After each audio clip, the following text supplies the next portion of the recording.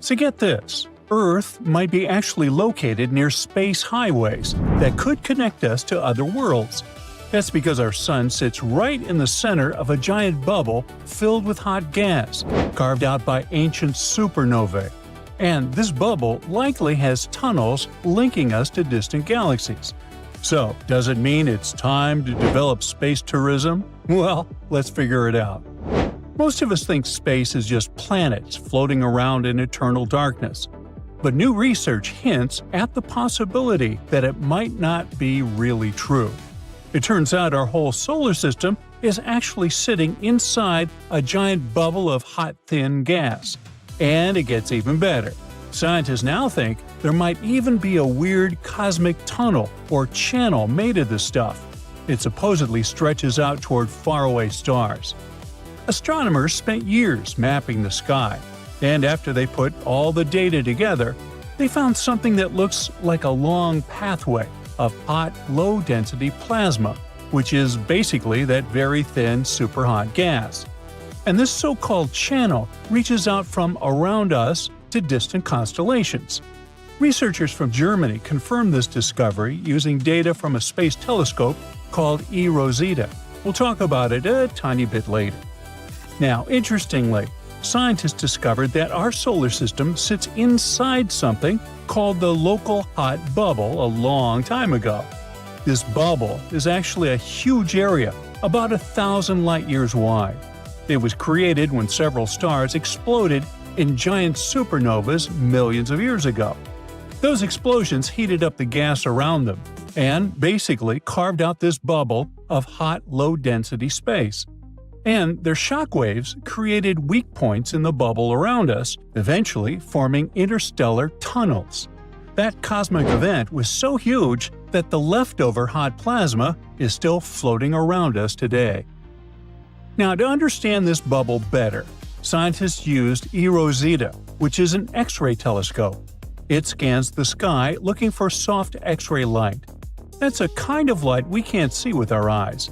It comes from hot gas, old supernova leftovers, and other structures in space. They also compared eROSITA's new information with older data from another X-ray telescope called ROSAT. And finally, putting all this information together, they were able to make a much clearer map of what's around our solar system. Mind you, this wasn't easy. They had to divide the sky into thousands of tiny pieces and carefully measure faint signals coming from warm gas, empty pockets of dust, and other stuff floating in space. But their effort paid off. After sorting through everything, they managed to figure out the faint glow of hot plasma around us. It proved we were not just drifting through empty space. We're inside a giant burned-out bubble created by extinguished stars. But what really surprised scientists was the discovery of some kind of channel. It looked like a long tunnel in space, cutting through the hot gas around us and connecting our part of the galaxy to star systems far away. They also found signs of another channel pointing toward the Canis Major constellation. And those might not be the only ones. The data suggests there could be a whole network of such paths, branching out through space. Each one works like a hidden back road. Scientists used to guess that the space around our solar system might have little pockets or rooms carved out by old exploding stars. We could probably imagine them like caves inside outer space, but no one had the necessary tools to actually prove it. But now, thanks to that new data from the eROSITA telescope, they finally have a clear picture. The telescope showed that the space around us wasn't just empty. It's full of hot, thin gas and strange shapes, including tunnels and bubbles. This proves at least part of what older scientists predicted. We're living inside a giant bubble of hot gas, and that bubble connects to other bubbles through long, low-density channels. The new study also shows that the pressure inside our bubble is lower than scientists expected. This might mean the bubble isn't closed. It could be open in some directions, letting that hot gas flow out into other parts of space. In short, this hot bubble isn't simple at all. Parts of it might be open pathways, and other parts look blocked off. Being inside it is kind of like trying to walk through a forest. Some areas have clear trails, and others are packed with trees. And even though astronomers have mapped big chunks of the bubble and found these strange channels, there's still a lot they don't fully get. Some paths look like they're made of a bunch of connected empty pockets, and others look totally closed. To understand the whole picture, we'll need better tools and more data. Hopefully, with stronger X-ray telescopes, deeper sky scans, and better computer models, we'll finally understand the nature and structure of the bubble we're living in. We might be able to make a kind of map of those hidden channels and learn how they affect things like cosmic rays, dust, and the solar wind around us. Now, speaking of telescopes, we can't help but mention the one that helped us figure out the very existence of the bubble around us. The thing is, scientists have been trying to understand a faint glow of low-energy X-rays that seem to cover the whole sky. For many years, they weren't sure where this glow was coming from. And then, the NASA-supported DXL mission finally helped to solve the mystery. Researchers used old but reliable detectors that first flew on a rocket in the 1970s. With these instruments, they confirmed that most of this X-ray glow came from a huge area of extremely hot gas around us. It was named the local hot bubble. Back in the 1990s, another X-ray mission called eROSITA made pretty good maps of the sky, and it found something surprising. Comets gave off soft X-rays too. Later, scientists realized this happened when the solar wind, fast particles from the sun, collided with neutral atoms. This process, called charge exchange, can happen almost anywhere in space. Because of this, some scientists started to doubt whether the local hot bubble was really the main source of the X-ray glow. So, to test this, DXL launched on December 12, 2012 from New Mexico. The rocket flew high above Earth's atmosphere for about 5 minutes, giving the instruments a clear view of space. The goal was to look at a worst-case situation where lots of charge exchange might occur. Right now, our solar system is moving through a cloud of cold gas in space, known as the local interstellar cloud. That's also nicknamed the local fluff. Cute, right? Neutral hydrogen and helium atoms from this cloud move through our solar system at very high speeds. Hydrogen gets affected easily by different forces, but helium mostly follows the pull of the sun's gravity. Because of this, the helium forms a focusing cone, a region with extra helium that Earth passes through every December. This cone is the perfect place to look for charge exchange, since it holds more neutral atoms than usual. But what happens during charge exchange? The solar wind comes from the sun's corona, the star's superhot outer layer. The particles in the solar wind have lost many of their electrons. When one of these particles hits a neutral atom, it can steal one of the atom's electrons. The stolen electron briefly gives off a soft X-ray. This is how the glow is created. Now, to compare things, the researchers also looked at old eROSITA data from 1990, taken in a direction away from the helium cone, where charge exchange should be weak. By putting everything together, the scientists found that only about 40% of the soft X-rays come from inside our solar system. The rest, the majority, comes from the local hot bubble. This means the huge cloud of hot gas around us really is the main source of the X-ray glow. But let's get back to the discovery of the Space Intergalactic Tunnel. It's a valuable lesson for us that space might look calm and empty when we look up, but that's not true. Space around us actually contains dust, plasma, radiation, magnetic fields, and mysterious tunnels. All of these things mix and swirl together, making space much more complicated than a simple vacuum. You are inside a huge, hot bubble. Actually, Earth is. What happens is that the Sun is in a really hot, low-density area in the Milky Way, which is surrounded by a shell of cold, neutral gas and dust. This spot is called the local bubble. You know, that's not something new to us. This idea was first proposed about 50 years ago, and the first 3D map of this zone was created in 2019. But probably since then, astronomers have gotten more and more curious about this phenomenon. After all, why does this region even exist? Thankfully, things got a lot more interesting recently when scientists decided to map the bubble again. They not only uncovered some curious details about its shape and temperature, but they also discovered the presence of a mysterious interstellar tunnel passing through it, pointing towards the Centaurus constellation. And this space tunnel could potentially link us to other worlds. Before we dive deeper into that, let's ask a really interesting question. Have we always been inside this hot, strange space bubble? Well, the answer is no. Nope. When our local bubble was created, the sun was way farther from the action. Hi. It's important to understand that nothing in the universe stands still. Even galaxies are always moving. So it's not just Earth that orbits the sun. The sun is also traveling around the Milky Way. And the Milky Way itself is also moving. In fact, some scientists believe this space ballet and the sun's journey through different parts of space in the past could have had a serious impact on Earth's climate. But what we're getting at here is that at some point, the sun moved toward this hot bubble in the universe. And by a stroke of luck, the sun ended up sitting almost right in the center of it. One thing you need to know about this space motion is that it takes time. A lot of time. I mean, experts believe we'll be calling this hot bubble home for the next 10, 20 million years or so. So yeah, it might be a good idea to learn everything we can about this area.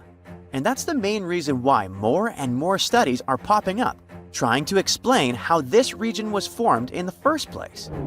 One of the most likely explanations for this weird phenomenon is that a bunch of massive stars exploded as supernovas up to 20 million years ago. These explosions blew gas far away, creating a giant, empty, hot bubble in space. At first, scientists thought just one supernova, linked to a star called Geminga in the Gemini constellation, was responsible for making the bubble. But now, they think it wasn't just one explosion. Instead, several supernovas from stars known as the Pleiades moving group could be involved. Together, these explosions may have created a big, thin shell of gas and dust around this space blob, like a giant cosmic leftover. Other studies also suggest different origins for the local bubble, but they still point to supernovas. Even though it seems like there's no general agreement on its origin, scientists have figured out a lot of facts about this region, and that has to do with its shape. You see, this bubble doesn't have a perfectly round, spherical shape. It's more like a blob with a somewhat egg-shaped form. Another interesting thing about the local bubble is that it is absolutely hot, hovering at a temperature of about 1 million degrees on the Kelvin scale. To give you an idea, that's about 1,800,000 degrees Fahrenheit. So now you might be wondering, why aren't we all cooked in here, since we literally live in the middle of this hot mess, right? Well, that's because of another feature of this strange bubble. Even though the temperature is ridiculously high, the atoms are so spread out that they don't really make things heat up that much, which is great news for us on Earth. Alright, so we know a bit about the local bubble's shape and temperature, but finding out more about it while we're physically inside of it is a lot easier said than done. Imagine you're sitting in a car, trying to describe the shape of the vehicle from the driver's seat. It's hard to describe the whole car when you can only see parts of it, but with the right tools, like a rear-view mirror or a camera, it becomes much easier. And in this case, the right tool is the eROSITA, a powerful space-based X-ray telescope built by an institute in Germany. Thanks to this beauty, scientists got to explore the local bubble in way more detail than ever before. One big advantage of eROSITA is where it's located. Our planet's atmosphere actually stretches way farther into space than most people realize, with a huge cloud of hydrogen called the geocorona that extends well beyond the orbit of the Moon, reaching hundreds of thousands of kilometers into space. The eROSITA is sitting in a stable position thanks to Earth and the Sun's gravitational pull, about 930,000 miles from Earth. And because of that, this X-ray observatory is the first of its kind to observe the X-ray sky completely outside our glowing geocorona. And thanks to eROSITA, scientists found out more interesting things about the local bubble. The oddly shaped bubble isn't just sitting there, it's actually slowly growing. The area is expanding up and down along the galactic plane. And by galactic plane, I mean the flat disc-shaped region where most stars and matter in the galaxy are concentrated. So, the local bubble is growing in a perpendicular direction to the galactic plane, which makes sense because there's less stuff in the way above and below the galaxy compared to the crowded middle. The map of the local bubble also shows us an interesting temperature gradient pattern. Here you can see that the hottest parts are marked in red, while the cooler areas are in blue. Observing this temperature pattern is really interesting because, according to specialists, it fits with the supernova theory for the bubble's creation. This new 3D model of the shape of the local bubble also revealed a hidden surprise: the existence of an interstellar tunnel pointing towards Centaurus. Now, researchers are wondering if this tunnel might connect our local bubble to another nearby superbubble. And yeah, our hot space blob isn't the only one out there. The universe is full of these superbubbles. They not only trigger the formation of new stars and planets, but also influence how galaxies are shaped. By the way, one recent study suggests that the creation of the local bubble was responsible for the formation of all young stars that are close to us. So, if the theory that this newly discovered tunnel could connect to other spots in the universe is right, that would give us proof for a very popular theory proposed back in 1974. Back then, scientists suggested for the first time that there might be a hidden network of space tunnels connecting hot bubbles across the universe. We just can't see them. In the 90s, another study also suggested the existence of an interstellar pathway, which is now known as the Canis Majoris Tunnel. The research suggests there might be a space tunnel connecting our local hot bubble to the Gum Nebula, a large cloud of gas and dust more than 1,000 light-years away from Earth. But they also mention another intriguing possibility, that the Canis Majoris Tunnel could be linking us to an even more distant superbubble. Even though the idea of intergalactic tunnels connecting space bubbles is fascinating, and studies over the years have suggested it's possible, it is still really hard to prove. The truth is, we don't know where this newly discovered tunnel in our local bubble leads. But with this new finding and all the new technology helping us explore, it definitely feels like we're one step closer to finally cracking the mystery. Now, scientists have a wild theory. What if our entire universe is actually inside a black hole? This is called the black hole cosmology. Some scientists have the idea that our observable universe and everything we see around us might be tucked inside a black hole, which exists inside another parent universe or even multiverse. And then this multiverse could be part of a bigger one, and so on, kind of like a stacking doll. Sounds like pure science fiction, but this is based on some curious facts. When scientists create the timeline of our world, they say that everything started from a singularity. If you kept squeezing a giant ball smaller and smaller, at some point it would get super dense before it crushed. Well, it's hard to imagine, but in space, it's possible to squeeze a crazy amount of mass into a teeny tiny point. This point is called a singularity. The matter gets crushed into an infinitely small space, less than an atom, and it holds all the same mass of everything, while taking basically no volume. Inside this singularity point, things get so intense that the normal rules of physics just stop working. Everything we know, time, space, matter, breaks down and can't be applied anymore. Basically, what happens from now on is beyond our understanding. So, scientists say that this was the starting point of our world. When the Big Bang happened, it's like this tiny dot with everything inside it expanded to everywhere. This started forming the universe as we know it. And here's the thing. Scientists assume that singularity also exists deep within black holes. General relativity says that a black hole is born when something really big, like a huge star, collapses under its own weight. Gravity gets stronger the bigger the mass is. With a mass of a huge star, tens of times bigger than our Sun, this tiny point would have an unbelievable gravity. It's why it starts sucking in all the stuff around it and curves the fabric of space-time so much it looks like a hole in space. And this would be the center of a black hole. It's a dot where all these things fall into and get crushed into an infinitely dense point. So, could our universe itself be just a little singularity dot inside a huge black hole inside of another universe? Well, that would be wild. So it's not that easy to compress something so much that it literally warps space-time. You'd need to squeeze it like crazy. If you wanted to make a small black hole like a human size, you'd need to shrink them down to the size of an atomic nucleus. If you want a black hole the size of a chickpea, you'd have to compress our entire planet to that. But our universe is 99% empty space. There are trillions of miles of just nothingness between the stars. If you were to pack all the matter in the universe together, the result would be surprisingly small. Everything around us, including galaxies, stars, planets, and dust, would only fill about 1 billion cubic light-years. It would be a cube about 1,000 light-years on each side. For comparison, our Milky Way alone is 100,000 light-years in size. That's how sparse the universe is. But at this density, it would also be very, very massive. The resulting mass would likely collapse into a black hole. And here's the wildest part. The resulting black hole would be roughly the same size as the universe itself.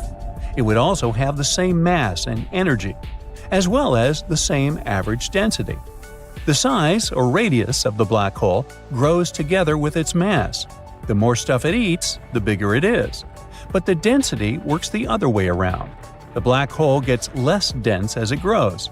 For a size that big of our entire world, it would be pretty sparse as well. And it's not the only coincidence. We have this thing called the Hubble radius, also known as the cosmological event horizon. If we imagine our observable universe as a giant bubble, then think of its edge like the farthest part of the universe we can see. When you stand in a field and look around, trying to see as far as you can, your eyes will draw a circle. This is like that. There might be more beyond that point, but we'll never know. Beyond this horizon, the light from distant parts of the universe will never reach us. That's because light travels at a certain speed, and the space between us and those regions is expanding too quickly. It's like running towards something while super strong winds try to blow you away. Until we stay on Earth, we're cut off from those far-off corners forever. The black holes have something eerily similar called an event horizon, or the Schwarzschild radius. This is the point of no return. This is the imaginary line that's often depicted as a light contour around the black holes. Anything crossing an event horizon, falling inside, is lost forever. No light, no matter, no information can escape from there. Black holes' gravity is way too strong, so they're perfect space vacuum cleaners. And as we mentioned before, if we create a black hole the size of the universe, they would have the same mass and the same event horizon radius. Now, while some scientists think this could just be random coincidences, others believe it's a clue that our universe might actually be inside a black hole. The theory also suggests that our universe might not be the only one. It could exist in one of many black holes scattered throughout a large multiverse. In this crazy model, each one of them, both in our world and our parent world, could lead to its own universe, with its own set of physical laws and structures. Now that would be some weird chain. There's this theory that says that universes could be born inside of black holes, sort of. It's called the Einstein-Cartan theory. This idea talks about singularity as well, but in a different way. It says that instead of collapsing into an infinitely dense dot, the matter might create a wormhole. This is like a tunnel through space and time. This wormhole, also known as an Einstein-Rosen bridge, could connect two different places of our universe. In that case, one side of the tunnel is the black hole, and on the other side, there would be a whole new universe forming. So it could work like a teleport. As soon as you pass the event horizon, you travel to the new world. But in that case, there should be an exit. Some scientists made it up and called it a white hole. It doesn't literally exist, not as far as we know, but it could be possible somewhere on the other side. It would serve as an exit of a wormhole, an area where matter is always ejected instead of pulled in. So it's like you can't throw anything in there, it would get expelled immediately. That's all purely hypothetical, of course. All this stuff fits well into the concept of the Big Bounce. This idea says that instead of our universe beginning with a singular Big Bang, it bounced from a previous state of collapse. Remember the squeezed ball analogy? Well, maybe there used to be another universe ball that got super compressed to a minimum size before rebounding and expanding again. So instead of a universe born from nothing, we might live in one that's a cosmic recycling of another. There's also another version of this theory, sometimes called shockwave cosmology. The idea says that the Big Bang could have been caused by a boom inside a black hole, and this could create the expanding universe we see today.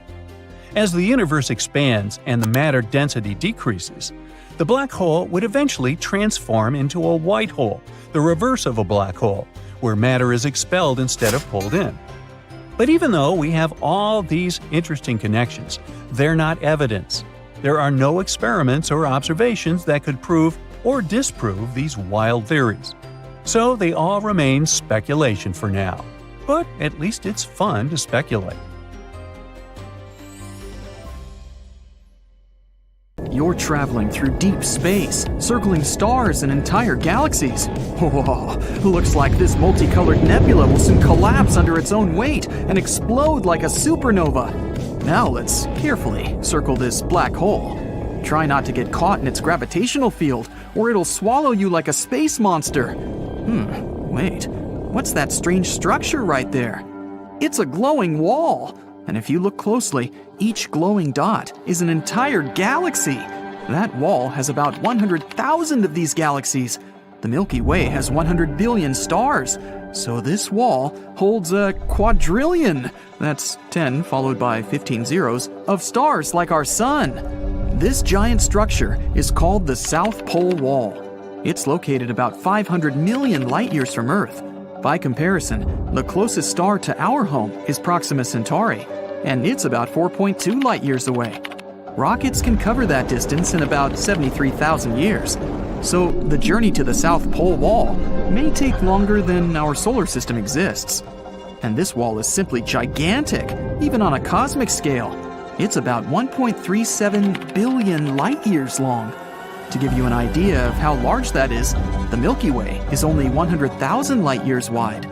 But you can't see this wall even with the most powerful telescope. The problem is that the Milky Way itself obstructs your view. It's so bright that it's hiding this wall. It's like trying to look at the starry sky in a metropolis. The light pollution won't let you do that. Scientists have been able to detect this galactic wall by measuring redshift. We know that all objects in the universe are moving. They spread out from each other as a result of the Big Bang, which happened billions of years ago. And when galaxies move, their light waves change slightly. By measuring this change, we can understand what the object is and how it moves. And this wall isn't even the largest in our universe. This is the Hercules Corona Borealis Great Wall. It's a giant flat superstructure about 10 billion light-years wide. That's around 10% of the entire observable universe. And it's also a wall. That is, a cluster of galaxies. We were able to detect this giant structure by gamma-ray bursts. It's the brightest electromagnetic event in the universe. You could even see it in the far reaches of our universe. Such bursts are a very rare event. In the Milky Way, for example, it happens once every few million years. If we notice many such bursts in a short time from the same place, it means that there are many objects like the Milky Way in that place. So, there are a lot of galaxies out there. Another unusual giant structure in the universe is the Huge Large Quasar Group. It's about 4 billion light-years across. So it takes a photon of light almost as long as our planet has existed just to get from one side of the structure to the other. And if you put the Huge Large Quasar Group on the scale, it would be 6.1 billion times heavier than our sun. Scientists have found that there are at least 73 quasars in that structure. These are some of the most unusual objects in the universe. They are the active cores of galaxies. At the center of a quasar is a supermassive black hole. This giant eats up the matter around it. A wild force of gravity twists the matter around the black hole, forming a disk. And this disk is the source of the strongest radiation out there. By comparison, the radiation from a single quasar is tens or hundreds of times stronger than that of all the stars in our galaxy put together. Because of such strong radiation, we can detect quasars even at very long distances. That's why they're also called beacons of the universe. Scientists use quasars to study the universe and the movement within it. One of the most distant quasars from us is about 13.1 billion light-years away. This makes it one of the oldest objects in the universe. It appeared about 690 million years after the Big Bang, and it's almost 3 times older than our solar system. It's still glowing with extreme brightness, about 4 and 14 zeros times brighter than the Sun. Scientists explain that at the center of the giant is a supermassive black hole, 800 million times heavier than the Sun. All these giant structures are just building blocks of our universe. Look, this is our solar system. Now, zoom out a little, and this is where our home star is in the Milky Way galaxy. Zoom out again. Here's a local group of galaxies. All the bright spots here are galaxies. Here's Andromeda, and here's the Triangulum galaxy, plus a few dozen other slightly smaller galaxies. They're all gravitationally connected. The size of this structure is about 10 million light-years. That's 100 times the width of our galaxy. Zoom out, please. This one is the Virgo supercluster. It's 20 times larger than the local group. There are about 30,000 different galaxies, and the mass of the whole thing is about 1 in 15 zeros solar masses. Zoom out again. Laniakea. This structure is almost 3 times larger. It includes the Virgo supercluster and other smaller clusters. And there are about 100,000 galaxies here. It's not over yet. Zoom out one more time. Here's the Pisces-Cetus supercluster complex. This giant galactic structure contains about 60 clusters of galaxies. So there are more galaxies in it than grains of sand in the desert. You know what to do. Zoom out! Phew! This is the observable universe. There are over 500 billion galaxies. And the stars? Well, there are about 1 billion trillion stars. The observable universe has its own structure. Clusters of galaxies form chains and walls, as you've seen before. But these strands are separated by huge regions of absolute emptiness. These areas are called voids. In these places, there is no matter at all. There are fewer molecules in the voids than in an empty room. One of these voids has a very mystical reputation. It's the Eridanus supervoid, or the cold spot. It appeared here only 380,000 years after the Big Bang. It's almost 1 billion light-years wide and could hold hundreds or thousands of galaxies with trillions of stars. Some scientists believe that this cold spot may have been the result of the largest collision ever, a collision of universes. There's a theory that our universe is some kind of bubble, a huge sphere that contains all these walls and chains of galaxies. Now imagine that there's an infinite number of these bubbles. They could be parallel worlds or different universes. Many years ago, one bubble came close to the bubble of our universe. Their walls touched, and the two universes connected for a while. It's like 2 drops of water coming together. But that universe kept moving. The area where the bubbles joined became thinner and thinner until that connection broke, and the 2 bubbles detached from each other. At this point, the second universe ripped some of the material out of our bubble. All those galaxies that used to fill the Eridanus supervoid ended up in a parallel universe. Scientists supposed we might travel through other bubbles. Flying to the supposed wall of our universe would take forever, and then it would take even longer to fly through interuniversal space. So we have to use portals, or wormholes. Here's how it works. Imagine a piece of paper with point A on one side and point B on the other. Instead of moving all the way across the sheet of paper, we just fold the sheet so that point A is right above point B. All that's left to do is make a small hole, and the journey takes only moments. Some scientists believe that such shortcuts through universes lie inside black holes. But how do you survive falling into a black hole? You just have to pick one that's big enough. It's all about gravity. Imagine you're falling into a black hole right now. The closer you get to it, the stronger effect it has on you. It intensifies with every inch. At one point, the gravitational force that affects your head is much stronger than the one that affects your feet. Then you turn into spaghetti. Yum. But if you choose a supermassive black hole, like the ones at the centers of galaxies, the gravitational force in them increases gradually. They can be millions of times heavier than the sun and much bigger.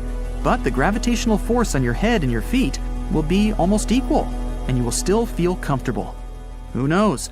Maybe if you manage to survive a fall into such a massive black hole, you'd find yourself in a completely different universe where different laws of physics apply. But so far, this is just a theory. Let's cut the Earth in half. You can see all of its layers. Here's the inner core. It's about 40 times hotter than the inside of your oven. That's the mantle, an ocean of hot lava. Here comes the crust of the Earth, the solid surface on which our civilization lives. But if you look up, there are many layers besides the atmosphere and the ozone layer. Scientists recently discovered a strange bubble here, which protects our planet from radiation. And nope, it's not the Earth's magnetic field. This bubble is made of radio waves. Our planet grows like a Christmas tree in the radio spectrum. But we're interested in low-frequency waves, the ones that let us keep in touch with submarines. So, radio waves are like light waves, or regular ocean waves. Look at this one. The distance between the two peaks is the wavelength, and the number of these waves over a period of time is the frequency. For example, there are 10 waves in this interval of 1 second. So, can you guess the frequency of this wave? Yep, it's 10 Hertz. Cell phones use waves with a frequency of 300 to 3000 megahertz. So, add 6 more zeros to that number. But waves of that frequency don't penetrate barriers well. Think of how you lose your cell phone connection when you're driving through a tunnel. That's because there is metal inside. It's a conductive material that weakens the radio waves a lot. Salt water is also a kind of conductor. So, if the submarine is deep enough, the thick layer of water weakens the signal, and we lose communication. To maintain it, we send fewer waves but make them longer. In the same amount of time, the frequency of the short waves will be much higher than the frequency of the long waves. That's why they're called very low frequency waves. But, as it turns out, these waves travel all over the Earth and even into space. This is where things get interesting. The waves collide with particles of radiation from the sun. We think of the sun as a friendly giant giving us light and heat, but it actually emits a lot of harmful radiation. Each flare, or the electrical discharge of material on our home star, causes an even greater burst of radiation. These particles fly to our planet, just as radio waves do. They travel 93 million miles from the sun to Earth in 8 minutes and crash into our bubble, which acts as a shield. Basically, radiation particles from the sun accumulate in the radiation belts around the Earth. Our planet's magnetic field traps them, and a recently discovered bubble of very low-frequency waves lies right below this radiation belt. It helps us repel some of the harmful emissions. Analysis of old studies confirmed that the radiation belts used to be much lower and closer to Earth. But when our civilization began to use radio actively, our waves raised that belt higher. No one expected such an effect from simple radio waves, but it'll give us a way to protect astronauts in the future. When you're on Earth, its magnetic field keeps you safe from radiation. You can physically see it when charged solar wind particles make the air particles at the poles of our planet glow. This is an aurora.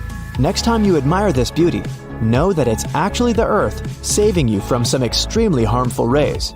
But if you're outside the Earth's magnetic field, somewhere in space, I have bad news for you. Nothing protects you there. This is a big problem for astronauts who spend months on the International Space Station.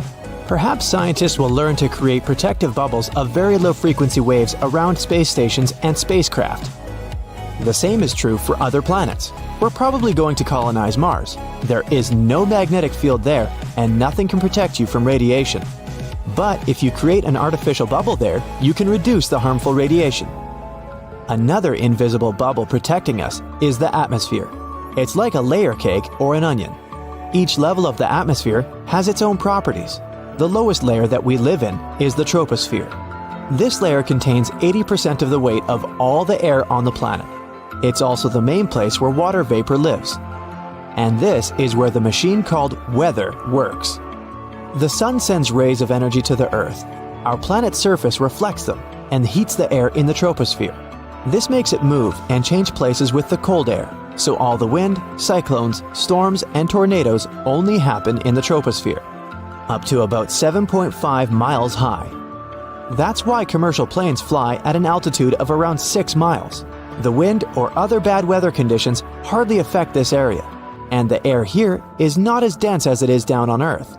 Flying 1 mile above sea level is like moving through a biscuit. It's hard, but at a 6-mile altitude, flying feels like moving through light whipped cream.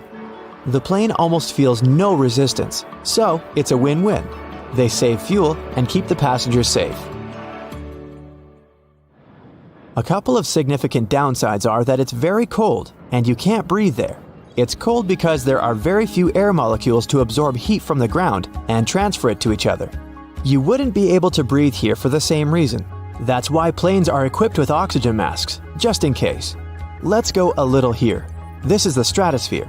There's even fewer air molecules up here, and that's where the weather probes fly. They're the kind of small balloons with computers people use to predict the weather. This part of the atmosphere also contains the well-known ozone layer.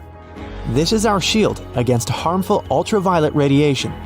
Ozone is almost the same as oxygen, except it has 3 atoms in it. When harmful ultraviolet rays enter our atmosphere, they crash into the O3 molecule. The ray breaks the molecule into O2 and another oxygen atom. The ray itself is converted into heat, but the ozone regenerates quickly. A single oxygen atom joins the O2, and the ozone molecule is ready to protect us again. It's the invisible shield that protects us from radiation. It gave birth to all life on Earth. As our civilization developed, we started to emit freon gas into the atmosphere. We used to fill our old refrigerators with it. A single chlorine atom would detach from a freon molecule when in the air, and then it would bind a single oxygen atom. Now, the ozone can't regenerate like it used to. Fortunately, we banned the use of such harmful gases, and the ozone layer began to regenerate. Scientists expect it to fully recover in the middle of the 21st century. The stratosphere ends at about 31 miles. The next layer is the mesosphere, the coldest of them all. On average, it's about negative 140 degrees Fahrenheit. That's 5 times colder than your freezer. This is the layer of the atmosphere where incoming meteors start to ignite because of friction in the air. Then they will eventually burn up completely. The air here is too thin for airplanes or balloons to fly, but it's still too dense for satellites. So, this layer of the atmosphere is not well studied. The next layer extends from 55 miles above sea level to about 500. That's a little more than the distance between Las Vegas and San Francisco. Kármán line is situated in this layer of the atmosphere. This is the boundary between our planet and space. The thermosphere is where all our spacecraft and satellites fly. It's also home to the International Space Station. The temperature rises extremely. The air here is about 10 times hotter than your oven can produce. It's all due to solar activity. But you would never be able to feel this heat. The air molecules that carry the heat here are so small that you would literally float between them. Imagine a giant pool with only 3 drops of water. That's the thermosphere. And the highest layer of our atmosphere is the exosphere. This is the widest layer of our air bubble. Scientists believe its boundaries are about halfway to the moon at 120,000 miles. This is the point where the pressure of solar radiation begins to exceed the Earth's gravity. It's still part of our atmosphere.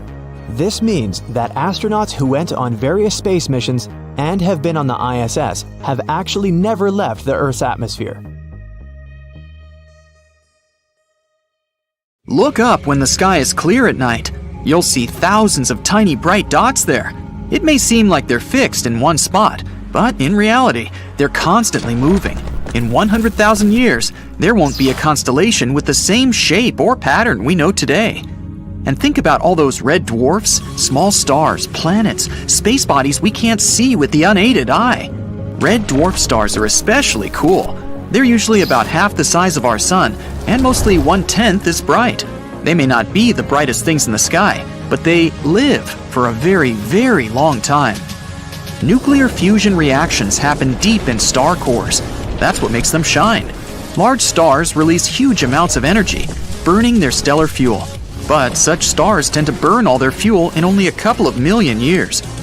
Stars like our Sun usually live for about 10 billion years, but red dwarfs don't use that much of their fuel. Their light is not so powerful, and they don't require much energy to support their existence. They're like energy-efficient cars. That's why they can last hundreds of billions of years. Some of the smallest ones may live for up to 10 trillion years. Most hydrogen in sun-like stars remains unspent. There's more of this gas in the atmosphere rather than in the core of such stars. This means most hydrogen doesn't take part in the fusion reactions. But it's different with red dwarfs. They circulate plasma throughout their entire bodies. These stars pull fresh hydrogen reserves from their outer layers into their core. That's what keeps fusion reactions running. One day, in the distant future, stars like our Sun will run out of fuel and shut down. The universe will be full of small red dwarfs. They won't have enough energy to shine and brighten the space around them. Our descendants, if there are any, will inherit a dim, dark cosmos. As it gets older, the Sun will balloon to a size where it will destroy nearby planets. First Mercury, then Venus, and then us. On the other hand, Earth will probably survive, but barely and not for long. The Sun will burn it to a crisp when it gets closer. The outer planets of our solar system will also survive, but they'll move even farther away into space. The Sun will lose some of its mass while increasing in size. Its gravitational pull establishes the orbits of the planets. When our star becomes less massive, the pull of its gravity will become weaker, and the outer planets won't have such a strong connection with the Sun. Our solar system is not isolated. There are many other stars in our galaxy. Within 30 billion years, stars that travel nearby will mess with our outer planets enough to rapidly launch some of the biggest ones out of the solar system altogether. The last planet to stay will stick around for a while longer, maybe even 100 billion years. But even that one will eventually end up kicked out of the solar system. There's a theory claiming that we got most of the water on our planet from ice-laden meteorites and comets, frozen balls of ice and dust. As they crashed into the early Earth, they probably brought water, which was necessary to develop life. But those very same objects that might have created life on our planet could also be its end. This is not a matter of if, more a matter of when. And scientists think it's very likely that an asteroid or comet big enough to wipe out life on Earth will smash into our planet. But it'll happen in the distant future. And fortunately, we have the technology to predict such things and react on time. But there are other cosmic collisions we can't avoid, no matter what we do. Andromeda, our neighboring galaxy, is moving toward the solar system at a speed of 68 miles per second. There are 2.5 million light years between the Milky Way and Andromeda, so luckily our neighbor won't cover that distance anytime soon. It'll only happen in around 4 billion years. Such a collision of two galaxies might lead to real chaos for our descendants, if any of them are still living on Earth, that is. The two galaxies will slide past each other. Then they'll draw apart until the gravitational force starts pulling them back together. As they merge, they'll both lose their disk-like structure and form one big elliptical galaxy. It's already got the nickname Milkomeda. The Milky Way as we know it today won't exist anymore. Space is in constant motion, changing all the time. Scientists have a couple of possible scenarios of what might happen with the universe in the future. Number 1, the Big Rip. This theory claims that the universe will expand infinitely. At one point, the pull of the expansion will get stronger than the gravitational force keeping it all together. If this happens, it will tear apart galaxies, stars, black holes, and all other space bodies, including Earth. The universe will turn into a bunch of disconnected particles. Until about 5 billion years ago, the universe was expanding slowly because of its powerful gravitational pull. Then its growth sped up. Some experts say it happened because of the effects of dark energy. Dark energy is a mysterious force that makes up almost 70% of our universe. This force pushes it to expand faster rather than slowing it down. So, in the case of the Big Rip scenario, dark energy will win over gravity, to the point where it will be able to rip apart individual atoms. Scenario number 2, the Big Crunch. There's a possibility the universe will get to the point where it'll stop expanding. Gravity will become a dominant force. It might even reverse the expansion of the universe. Then, the cosmos will start shrinking, making planets, stars, and even entire galaxies collide. In the end, the whole universe will collapse in on itself. Once everything compresses into one infinitely small point, which is something called the Big Crunch, the universe may start expanding once again. Theory number 3, the Big Freeze. Brr. In this scenario, entropy will grow until it reaches its maximum value. Entropy is basically the idea that everything in the universe declines into disorder at some point. Once entropy gets to its maximum, the heat in the system will be spread evenly. The universe will then disappear because there won't be any room for heat to exist. Any mechanical motion inside the universe will stop. The cosmos will be so empty and gas will be so thin that no new stars will be able to form or shine again. In such a cosmos, time is just an endless void. Nothing ever happens with planets, stars, or living beings. The entire universe is frozen, dark, and motionless because there's no energy that can make things start working again. Many, many billions of years after the last stars burn out and fade, black holes will send a message that the universe has come to an end. Black holes are areas with extremely strong gravitational pull, so powerful that nothing can escape it. They can be as massive as 100 suns. As for supermassive black holes, their mass can be greater than that of 1 billion suns. You can find such giant black holes at the center of most galaxies. Like everything else, black holes will experience the same end. But when their moment comes, they won't gently disappear into the night. Black holes will go away in enormous bursts of fireworks, lighting up the universe in the last moments of their existence. It will be the end of the entire era. Black holes usually survive by gobbling down the stars and gas that come close enough. Their gluttony is the main feature that gives them away. In most cases, there's an accretion disk around a black hole.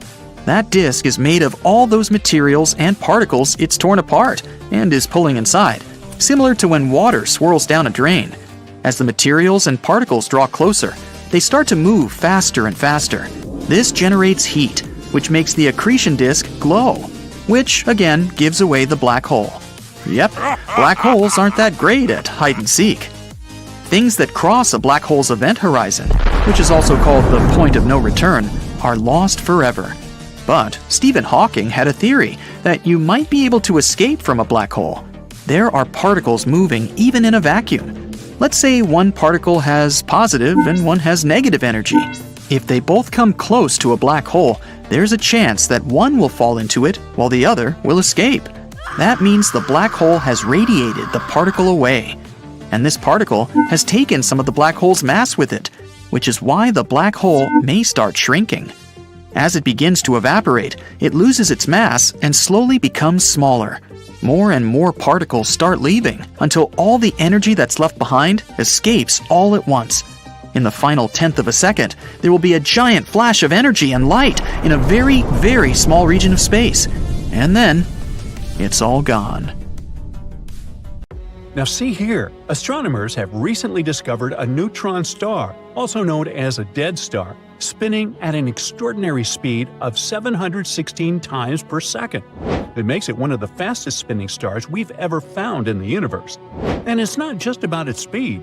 The surface of this neutron star is erupting with super powerful explosions almost non-stop. But before we dig deeper into the mystery of this neutron star, let's figure out what these stars really are. They form from the remnants of massive stars that are at least 8 times the mass of the Sun. When such stars exhaust their nuclear fuel, they can no longer counteract the force of gravity pulling their matter inward. This leads to the collapse of their cores, triggering a massive supernova explosion that blows away the outer layers of the star. What's left behind is an ultra-dense core. That's a neutron star. These stellar remnants are incredibly small, typically just 12 miles wide. At the same time, they pack in more mass than the Sun. The density of neutron stars is also overwhelming. Imagine taking the mass of 2 suns and squeezing it into a sphere about the size of a city. A single teaspoon of neutron star material would weigh around 10 million tons. That's the same as the combined weight of 85,000 blue whales. Such an extraordinary density is what gives neutron stars their immensely powerful gravitational fields. When matter falls onto a neutron star, it accelerates to speeds of millions of miles per hour before slamming into the surface. The energy release from such impacts is truly astonishing.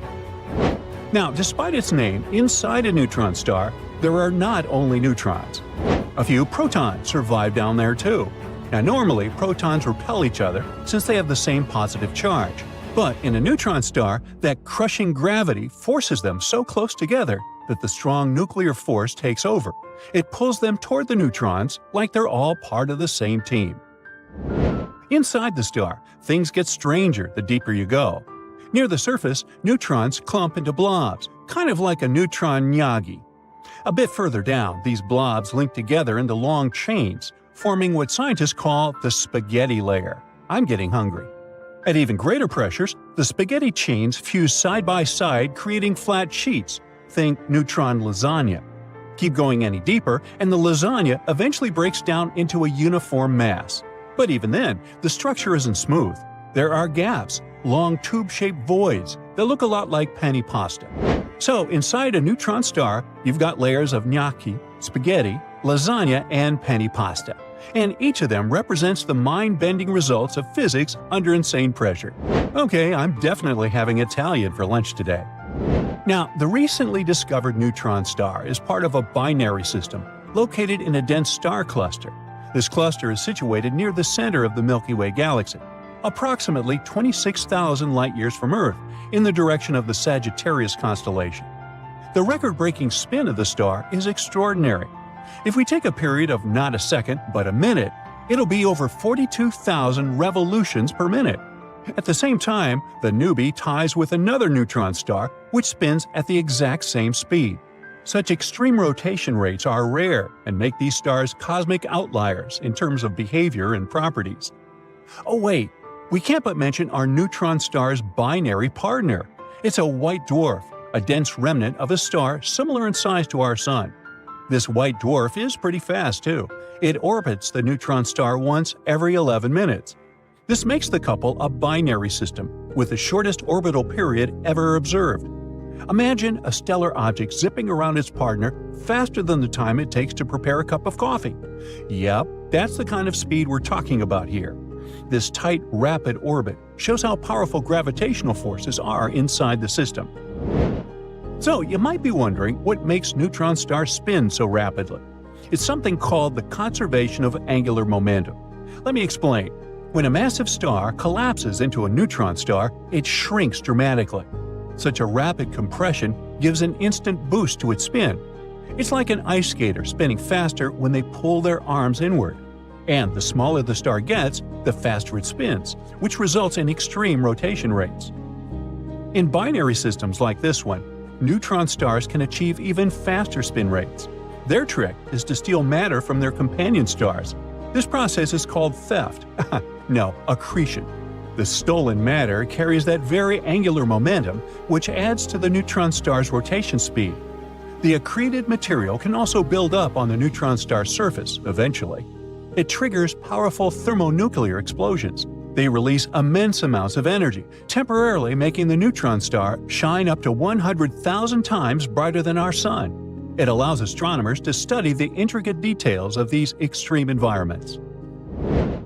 NASA's X-ray instrument on board the International Space Station, officially called the Neutron Star Interior Composition Explorer and thankfully nicknamed NICER, observed 15 thermonuclear explosions on the surface of our neutron star between 2017 and 2021. One of those bursts displayed a unique pattern called thermonuclear burst oscillations. Those are highly asymmetric patches of brightness on the burning surface layers of accreting neutron stars. This pattern matched the spin rate of the neutron star and thus confirmed its extreme rotational speed.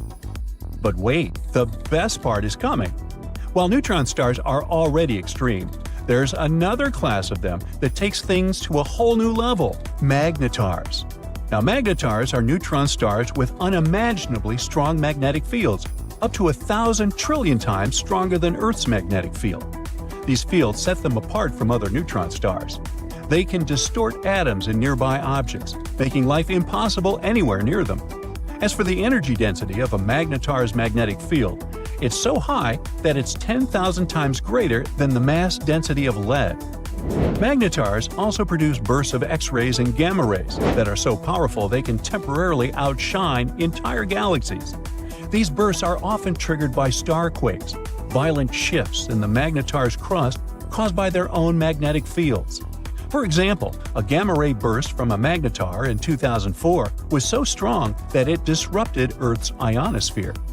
It hit Earth, and it was so intense that several satellites picked it up.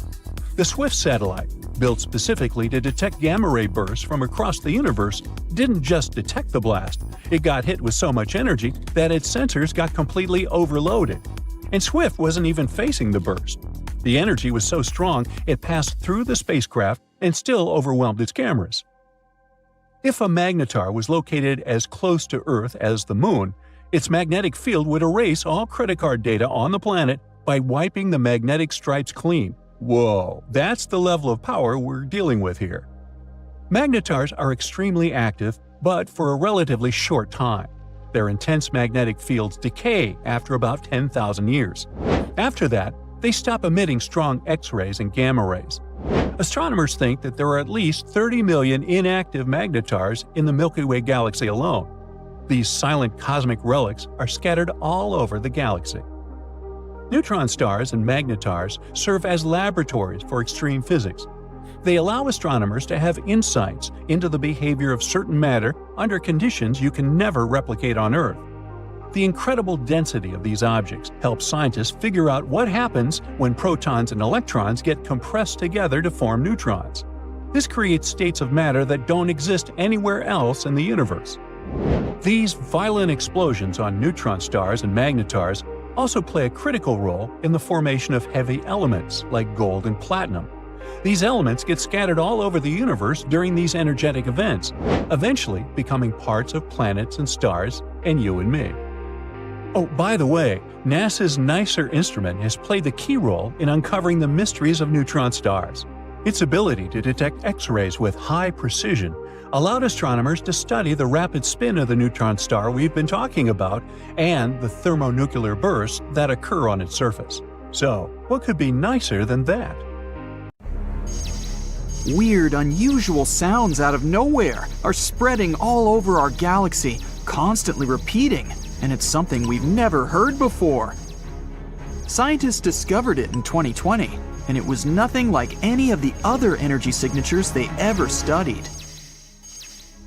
Powerful and bright radio signals occurring from time to time, mysteriously disappearing within a day. It doesn't fit the profile of any space body we know. The signal is a bit irritating, and it disappears without a schedule. When scientists tried to match the signal with some other telescopes, it was gone. Low-mass stars sometimes flare up with radio energy, but not here, since they mostly have X-ray counterparts. Very dense collapsed stars, like pulsars and magnetars, are also not a choice. The closest solution they got is a mysterious class of objects we know as the Galactic Center Radio Source, GCRT. It's a radio source that brightens and rapidly glows.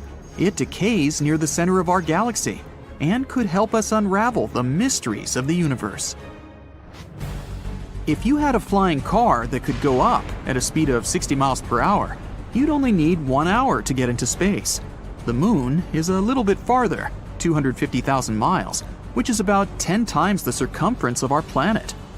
That means a moon trip would be like taking a tour around the globe and doing it 10 times straight, which would take less than 6 months. A trip to Pluto would take over 800 years. Proxima b is the closest Earth-like neighbor we have. It's a small rocky world that orbits the closest stellar neighbor of our Sun. It orbits the star's habitable zone, an area that's far enough from any star to have moderate conditions, not too cold and not too hot for liquid water to at least hypothetically exist. If you tried to travel to Proxima b at a speed of 25,000 miles per hour, which is the speed of the Apollo moon rockets, It would take you over 112,000 years to get there. You might not be able to breathe there. No one knows if Proxima b has an atmosphere. Humans explore the universe all the time, but we can only see around 5% of the matter up there. And Albert Einstein was the first one that realized the empty space is not really nothing. The rest we can't see is actually made up of invisible matter, also known as dark matter. It's about 27%, combined with something called dark energy, which is 68%. If you try to pour water into space, of course, outside of a spacecraft, it would immediately boil away or vaporize. That's because there's no air or air pressure in space. As air pressure lowers, the temperature you'd usually need to boil water at also gets lower. Keeping that in mind, water boils way faster on a mountaintop than, for example, at sea level. There's no air pressure in space, so water could boil at a very low temperature. Scientists believe that there are at least a couple of billion galaxies out there. We don't know the real number, and probably never will, but they tried to calculate it by counting how many galaxies we can see in a pretty small and restricted area of the sky. It may seem as if the universe was filled with stars and a couple of planets here and there, but our home galaxy has at least 100 billion planets. If you fill a balloon with helium and release it, you'll notice it floats very high. It'll go up into the atmosphere, but it won't go into outer space. The higher you go, the thinner the air in our atmosphere gets. Your balloon will rise up until the point where the atmosphere surrounding it has the same weight as the helium inside it. That will happen at approximately a height of 20 miles above the surface, so this is as far as a helium balloon can rise. We don't really know how big the universe is. We can't see its edges, nor do we know if it even has an edge. We use technology to see out to a distance of around 14 billion light-years from our planet. This means we can see around 28 billion light-years in diameter across, starting with the outermost layer of our atmosphere that ends at around 600 miles above our planet's surface. Although the size of the universe is constantly changing and gets bigger through time. Mercury is closest to the Sun, so most people think it's the hottest planet too. Still, Venus is the hottest planet. It's the second planet away from our central star, around 30 million miles farther from the Sun compared to Mercury. Mercury doesn't have an atmosphere, which is like some sort of a warming blanket that helps maintain the heat coming from the Sun. Venus has an unexpectedly thick atmosphere, around 100 times thicker than the one we have. Its atmosphere doesn't let the heat out, it just keeps it, and constantly makes Venus hotter and hotter. Also, it mostly consists of carbon dioxide that freely lets solar energy in. But it's less transparent to lose long wavelength radiations that the warm, heated surface emits. The average temperature there is around 875 degrees Fahrenheit, which is hot enough to melt tin. The maximum temperature on its neighbor, Mercury, is 800 degrees Fahrenheit. In maybe 2 or more billion years, it will be way too hot for life to exist on our precious planet. As the hundreds of millions of years go by, our sun will keep getting hotter and brighter. Eventually, temperatures will be so high, our beautiful oceans will be wiped away. Since they produce 70% of the oxygen we need to survive, there'll be no life without them. All of this means that our planet will simply become a vast desert, something like Mars is today. Pluto, a very distant used-to-be planet, now dwarf planet, is actually smaller in diameter than the entire US. The biggest distance there, from Maine to Northern California, is approximately 2,900 miles, while Pluto is only 1,473 miles across. Pluto is very far, but the edge of our solar system is 1,000 times farther away than this dwarf planet. But astronomers found many space objects orbiting our sun way farther than Pluto, such as Kuiper Belt objects and trans-Neptunian objects. There's also an Oort comet cloud that goes half a light year from Pluto, also 1,000 times farther. A neutron star is really heavy. Just a teaspoon filled with it would weigh 6 billion tons. Neutron stars are something that remain from huge stars that have run out of fuel. The fading star explodes, and its core falls apart, but due to gravity, it forms an extremely dense neutron star. These stars typically have a mass of up to 3 suns, but the radius there is around 6 miles, because this is one of the densest things in our universe, at least that we know about. The universe has a color, and it averages to be some kind of beige, or as they call it, cosmic latte. It also has its own smell that reminds you of seared steak or hot metal. At least, that's something astronauts floating in space have said. If you want to build a spacesuit, get ready to work really hard. It takes 5,000 hours to make it and will cost you $1 million. A really good one will have 11 layers of material and weighs about 110 pounds, and it needs to be comfortable. You'll need more space in there because you grow up to 2 inches when in space. When you're floating around in space, Earth's gravity doesn't have any impact on you. That's why the vertebrae in your spine might expand and relax a little bit, which means you'll be maybe 3% taller. For 6 feet, it's about 2 extra inches. Oh, don't worry, it's not permanent. As soon as you go down to Earth, you'll shrink back down to your normal size within a couple of months. Space isn't the best option if you want to have a conversation with your friend, because up there, sound doesn't travel at all. Molecules there are so far apart that sound vibrations can't reach them, which automatically means they can't vibrate, so we can't hear them. Movies are not accurate with this. No one could hear you screaming in space, too. We kind of live inside our sun. The sun is not just that big hot ball of light located 93 million miles away from us. Its outer atmosphere is way bigger. It extends far beyond the surface we can see. Our planet's orbit goes through its tenuous atmosphere. The evidence is when gusts of the solar wind generate the southern and northern lights. That means, in some way, we live inside the sun. Not just us, other planets too, including distant Neptune. The heliosphere, which is what we call the outer solar atmosphere, extends to about 10 billion miles. Bang. That's how it all started, around 13.8 billion years ago, and was figured out over the past 100 years. Everything we see in space today – planets, asteroids, comets, stars – it wasn't there at the beginning. In the 1920s, astronomers came up with the idea of how a long time ago, the universe was just a single point, an extremely hot, like trillions of degrees hot, compact, dense point that stretched and expanded unimaginably fast. Matter that started flying in all directions at the speed of light at one particular moment. The Big Bang was complete chaos, with teeny-tiny particles that were mixed with energy and light. Yes, a total mess, but still, in the first minute after the Big Bang, the base for everything that would later appear was almost finished. It was hot only during this huge blast. As soon as the expansion started, the universe began to cool down, similar to when gas cools when you spray it from an aerosol can. During that process, part of the energy kinda froze out, just like the water freezes into ice. Here, pure energy got frozen and solidified into matter. 1 minute after the bang, the cooling thing was still going on, extremely fast and literally everywhere at once, since the universe really doesn't have edges.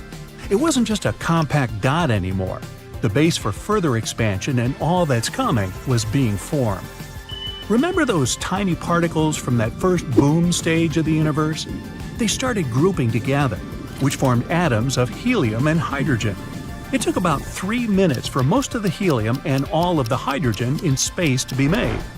These two are the most common elements and the basic materials that later formed the first galaxies and stars. Just because the base wasn't finished doesn't mean the creation of the universe stopped after those first couple of minutes. True, after that, no new elements were created for millions of years, which is why the initial version of the universe was entirely helium, hydrogen, and energy. But eventually, atoms began to slowly group together, which, after lots and lots of time, caused the creation of galaxies and stars. Clouds of helium and hydrogen grouped and turned into stars that had gravitational forces. Our Sun is also made of 3/4 hydrogen, while the rest is helium. 1/4? Yeah. At later stages, some other, heavier elements started to show up too, such as carbon, iron, oxygen, and so on. It wasn't all about chemical processes where new elements, stars, or planets kept coming. The whole universe has been expanding ever since the Big Bang. Researchers realized other galaxies are kind of moving away from ours. Guys, you need to stop doing that. How will we discover alien life out there if you keep running away all the time? And not just that. The farthest galaxies are actually moving quicker than the ones closer to our galaxy, the Milky Way. The universe is fabulous, unknown, mysterious, scary, and completely silent. Imagine yourself floating in your spacesuit somewhere above Earth. All you could actually hear is the sound of your own breathing, nothing from out there. Since there's no atmosphere, sound doesn't have a way to travel or be heard. Speaking of spacesuit, that thing costs around $12 million. I guess that means we'll have to wait up a little bit more to try that whole chilling in space thing. Mercury is the closest planet to the Sun, so you might think it's the hottest one too. And yet, Venus actually takes the title of the hottest planet in our solar system, with the surface baked by a temperature of 840 degrees Fahrenheit. Fair enough. Mercury doesn't have an atmosphere, which is in charge of regulating temperature, so it loses the race for the title of the hottie of the solar system. Venus also has pretty long days. Just one takes around 243 Earth days. Now that comes in handy for those people with pretty long to-do lists, who like to take it easy and slow. However, Venus orbits the Sun in 225 Earth days, which means 1 year there lasts 18 days less than a Venus day. You can have 2 birthdays in 1 day then? Well, 2 birthdays in a day could be one of the good sides, but the downside is that on Venus, it rains sulfuric acid and snows metal. Not so fun anymore, huh? The Earth is cool itself. Being 4.5 billion years old and the only known planet that supports life, it also has more trees than there are stars in the Milky Way. 3 trillion, while there are only 100 to 400 billion stars. We may have counted trees, but still, so little do we know about our ocean. Only 5% of it is explored, so we know less about it than about Mars or the Moon, whose surfaces have been fully mapped. It's funny how outer space is just 62 miles away from us, counting from above sea level on our planet. Seems so close, I sometimes go that distance just to have my breakfast. And yet, only 5% of the universe is visible from Earth. 68% of it is dark energy, while 27% is dark matter, which we can't see with a telescope. So close, yet so far. We will always see the same side of the Moon, no matter where we are on Earth. The Moon rotates on its axis at the same speed it orbits the Earth. This is called synchronous rotation. Sunsets on Mars are blue. That happens because the fine dust on the red planet has the size perfect for blue light to efficiently penetrate the atmosphere of Mars. So the blue light scatters, after which it stays closer to the direction the Sun goes, unlike the light of other colors. The universe is full of wonders, and one of them is a planet made of diamonds. Yay! It's twice bigger than the Earth, and scientists believe it's mostly covered in diamond and graphite. Now to get there, you might probably need that $12 million spacesuit, together with a really expensive ship. But if, and that's the key word here, you manage to go there and back, you may even easily pay it off. Scientists also have some predictions as to the end of everything. Oh boy, ready for this? At its early stages, the whole universe was dense and compact, so it was really thick. But after around 400,000 years, it kept expanding, which made it more transparent. All of this encouraged releasing light we know today as the cosmic microwave background, or CMB. It's like if you turn your TV on an empty channel and switch off the cable, you'll see the static black and white dots moving on your screen. There's something like the CMB, and also an afterglow of all that energy that was released during the Big Bang. CMB is still here. Astronomers can see it through the microwave telescope. Expanding never actually stopped. The universe is still spreading every second at an unbelievable speed, causing all the objects in space to move away from each other all the time. How repelling! We know it because the Sun from other galaxies appears redder than it's supposed to be. This is called redshift, and it happens when the source of light moves further from the one who's observing it. Then there's gravity. It attracts all objects in the universe to each other, which is the reason why planets keep orbiting the Sun or why our solar system orbits the center of the Milky Way.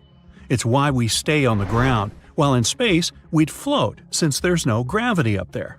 Having all this in mind, scientists got the idea that one day the universe will simply take the opposite direction and start shrinking back, which will be known as the Big Crunch. Whether this really happens depends on the type of our universe. If it's open, it'll keep expanding and nothing will ever stop it. But over time, as it's stretching, the density will become so low, galaxies won't be able to form new stars, and the existing ones will fade away. When space loses all the light and heat, life won't be possible. The universe will just remain as a cold beyond, which will keep spreading thinly into endless darkness. And then, Big Crunch or not, bang! It all disappears. Hey, good thing we have billions of years ahead of us, huh? Well, maybe you. I won't be around then. I'm going to retire. There are a lot of unanswered questions in physics. How did universal energy and matter appear? Where did gravity come from? And much more. We've been trying for years to get answers to these questions. And one of the people who tried to do this was Paramahamsa Tiwari, the author of the so-called space vortex theory. What is this theory, and what does it say about the hidden laws of our universe? Let's figure it out. Paramahamsa Tiwari was the former executive director of the Nuclear Power Corporation, India. He took the space vortex theory, or SVT for short, first proposed by René Descartes and finalized it. He was always inspired by physics and its greats, even since his days as an electrical engineering student. After rigorous studies of the laws of physics, he discovered new equations defining matter and the mass and charge of the electron. After that, he came up with the SVT. This theory tried to explain the unexplained phenomena in physics, including the creation of the electron and gravitational, electrostatic, and electromagnetic energy fields, as well as other things. It also described the 6 hidden laws of the universe that underlie our entire world. But first of all, let's talk about the theory itself. Space vortex theory suggests that the universe is made up of vortices, or swirling patterns of energy. And according to SVT, these vortices are the fundamental building blocks of the universe. They're the driving force behind the laws of physics and the fundamental principles of our world. Basically, everything in the universe is connected and interconnected through these vortices. This theory isn't very based on any real observations, but rather on mathematical models and computational modeling. For example, some computational models showed how these vortices work in hydrodynamics and plasma physics. They showed that vortices in such systems can have a central point of attraction and can be interconnected.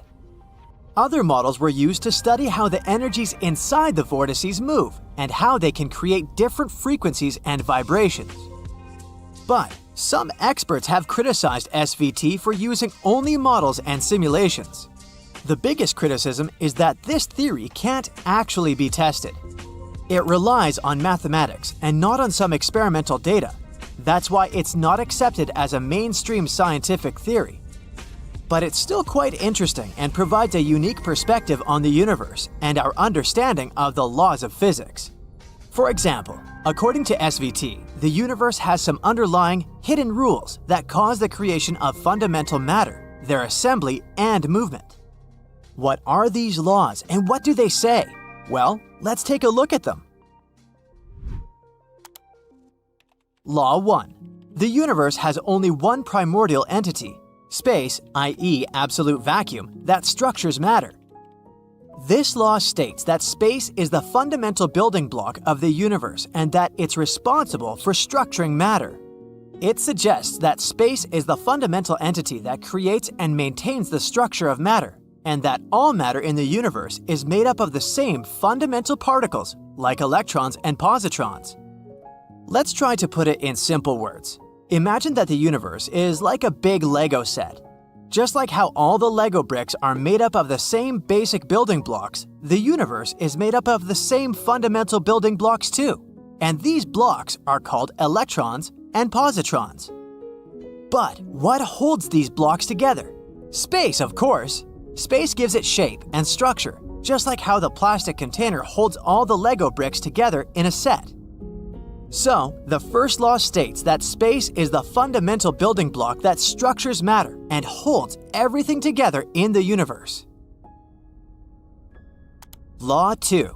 Matter is constituted with multiples of only one kind of fundamental particles, electrons and positrons. This law states that all matter in the universe is made up of the same fundamental particles, the electron and positron. These two are the Lego blocks we've talked about before. And, according to the second law, these tiny invisible particles make up everything, from a tiny atom to a giant galaxy. Just like no matter what the shape or size our Lego build is, it's still made up of the same building blocks. Law 3. The field distribution in space, as recognized by contemporary physics, linked with and emanating from matter, are effects arising from only one fundamental field in space. This law states that the fields recognized by contemporary physics, such as the electromagnetic and gravitational fields, are effects arising from a single fundamental field in space. It suggests that this fundamental field is responsible for creating everything that we observe in the universe. So let's try to put it simply. This time, imagine that the universe is like a big playground. All the different fields we observe, such as the gravitational and electromagnetic fields, are like different games we play in there. But no matter what we play, we're still in one fundamental space. This is the playground itself. It's the base that holds everything together. According to the third law, without the playground, we wouldn't be able to play any games. And without this fundamental field in space, we wouldn't be able to observe any fields in the universe. Law 4.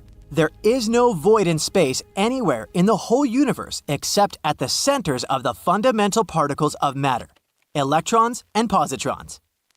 This law states that there's no truly empty space in the universe and that all space is filled with the fundamental field, the one we talked about before. It says that electrons and positrons can be found everywhere, and even the things we consider to be empty, like vacuum, are actually full of tiny particles. And according to this law, the only truly empty spaces we can find in the universe are at the centers of the fundamental particles, electrons and positrons. Law 5. From only one fundamental universal constant, all the constants considered universal in contemporary physics are derivable. This law states that all the constants considered universal in contemporary physics can be derived from a single fundamental universal constant. It suggests that all the constants in physics are interconnected and can be explained by a single fundamental principle. I know you've been doing a lot of imagining lately, but bear with me. This time, please imagine the universe as a big recipe. All the constants in physics, such as the speed of light, the gravitational constant, and the Planck constant, are like the ingredients. They're very different and there are tons of them. But just like how all the ingredients in a recipe are interconnected and come together to make one dish, all the constants in physics come together to make the universe.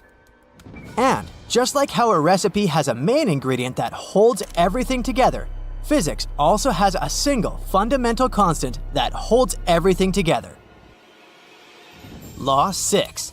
The spatial structure of submicrocosmic fundamental matter is repetitive uniformly in the spatial structures of macrocosmic bodies like planets, stars, and galaxies.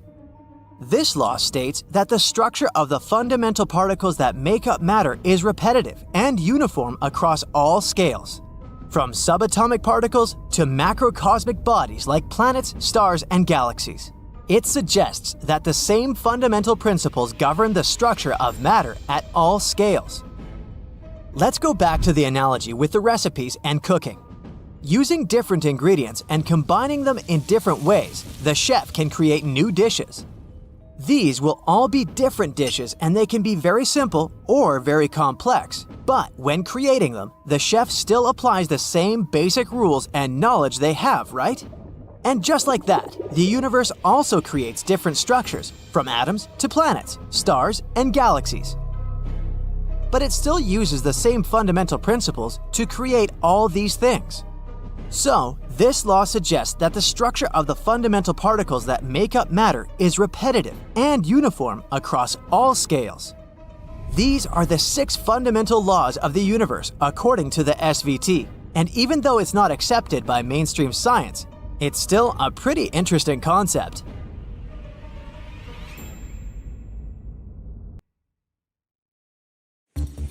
Black holes tearing apart enormous stars, pulsars spinning at incredible speeds and emitting powerful beams of energy, colorful nebulae with fireworks of newborn stars, galaxies of every possible color and size.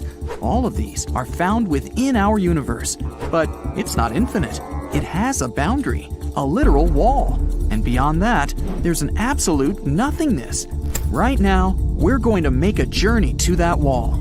But first things first, our universe is like a humongous nesting doll. If you open it up, there's a smaller one inside. It's a galaxy. Inside that is an even smaller doll. That's our solar system. And the smallest doll of all is the Earth. Each of these dolls has boundaries that we're going to cross. For that, we'll need a spaceship, and a big one. It also has to be able to move 100 times faster than the speed of light. You get on board and start the engines. 62 miles above sea level is our first boundary. That's 10 times higher than passenger planes fly. This point is called the Kármán line. It separates the atmosphere of the Earth from outer space. Now we fly further to the edge of our solar system. We turn on the hyperdrives and fly past Mars, Jupiter, Saturn, Uranus, and Neptune. We've traveled a distance of 100 astronomical units. 1 AU is the distance from Earth to the Sun. And here's the boundary of our solar system, the heliosphere. Here, the speed of the solar wind decreases rapidly. First, it drops from 620,000 miles per hour to the speed of sound. Then, there's a layer called the heliopause. This is where the wind almost vanishes. And then, our ship experiences a bow wave. This is where we feel the force of the interstellar wind, which collides with the boundary of our solar system. When you pass this boundary, you find yourself in the dark of interstellar space. And here, you can find 2 human-made objects that made this trip for the first time in history. They're Voyager 1 and Voyager 2.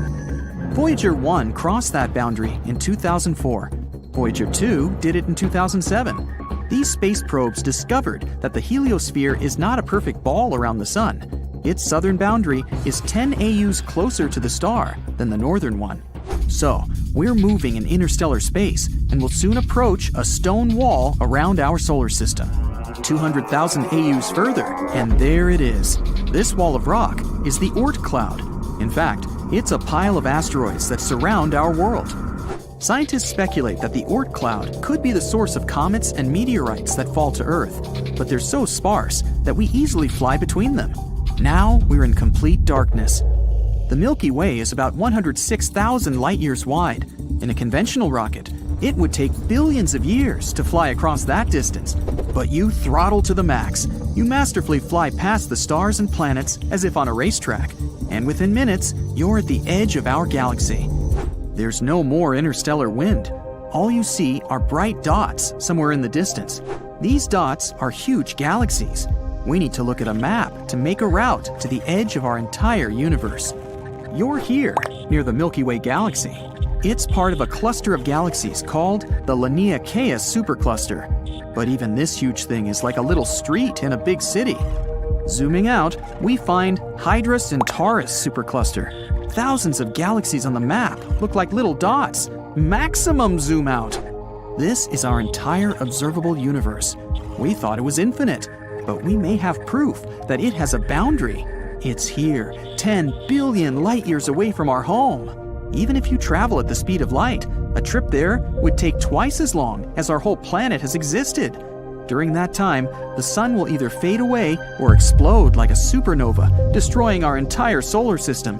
And if you can live that long and then return home, you will see that our galaxy is there no more. It's long since collided with the Andromeda Galaxy and merged into one big cosmic body.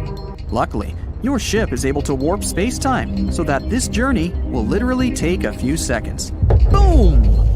Congratulations! You've arrived at your destination, the Eridanus supervoid. Some scientists believe this location is the evidence of collisions of our universe with something big enough to leave such a large scar.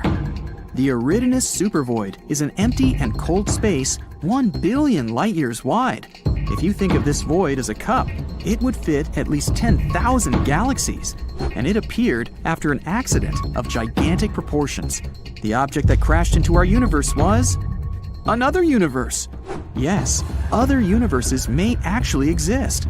Imagine that our entire universe is a huge bubble that contains all the clusters of galaxies in the observable universe. There could be an infinite number of such bubbles. They could have been born during the Big Bang. These universes may be different from ours. They may have other galaxies and nebulae. But these bubbles could also be parallel universes. This means that if you chose cereal over oatmeal in the morning, in another universe, your twin would choose the oatmeal. Every choice you ever made in life had completely different consequences in a parallel universe. And because the number of choices are infinite, there's a whole infinity of parallel universes. So, like a regular bubble, our universe has a wall that is near the Eridanus supervoid. Long ago, another bubble flew past ours. As they approached each other, their gravitational fields began to interact. Our boundary wall began to deform and pull toward the other universe. The same thing happened on the other side. Then the walls of our universes came into contact. But as these bubbles moved, their connection began to break, and the other universe just ripped a huge chunk of ours. A cold void was formed at the point of collision, and that was the Eridanus supervoid. The problem is that the universe looks the same to the observer, regardless of point of view. For example, imagine a basketball hanging in the air. Now, if we put an ant on the ball and tell it to find the edge of the ball, it will start running around it, making an infinite number of circles. But the landscape around the ant will not change. All it will see is a rounded horizon. That's because the ball remains the same from any point of view. The same thing happens to us when we try to find the edge of our universe, all because we imagine the world in three-dimensional space, and our view is limited. For example, you see an ordinary square in two-dimensional space, but if you add depth and change the point of view, voila, it's a cube. If we could see the universe in four-dimensional space, a square might be something completely different. But maybe we can leave our home bubble. The key to traveling to another universe might be inside a black hole. A black hole is one of the most mysterious objects in the universe. They're so heavy, they warp not only space, but time as well. It's like putting a heavy boulder on a net. The net will sag, and the closer you get to the boulder, the stronger the curvature is. Once you're in the gravitational field of a black hole, you can't leave it. We still don't know what might actually be in the heart of a black hole. Some scientists speculate that white holes also exist. Theoretically, they should be born along with black holes. Except for the color, they're the exact opposite of black holes.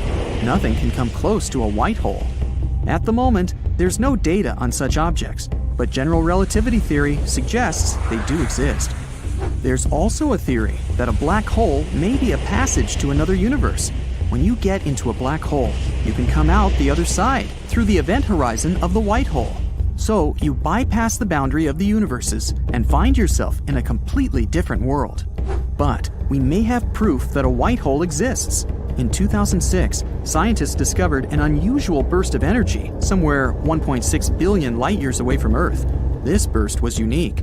It didn't look like a supernova explosion or even the merger of two black holes. Some astronomers believe it was the birth of a white hole. But because it was unstable, it was destroyed almost immediately. This process was reminiscent of the birth of our entire universe, the Big Bang. So, scientists called it the Little Bang. During the recent years, scientists made two breakthrough discoveries about our universe. Thanks to new technologies, we've looked into the distant past. and we've learned something that can change our understanding of the universe forever. What are these discoveries, and what do they mean to us? Let's find out.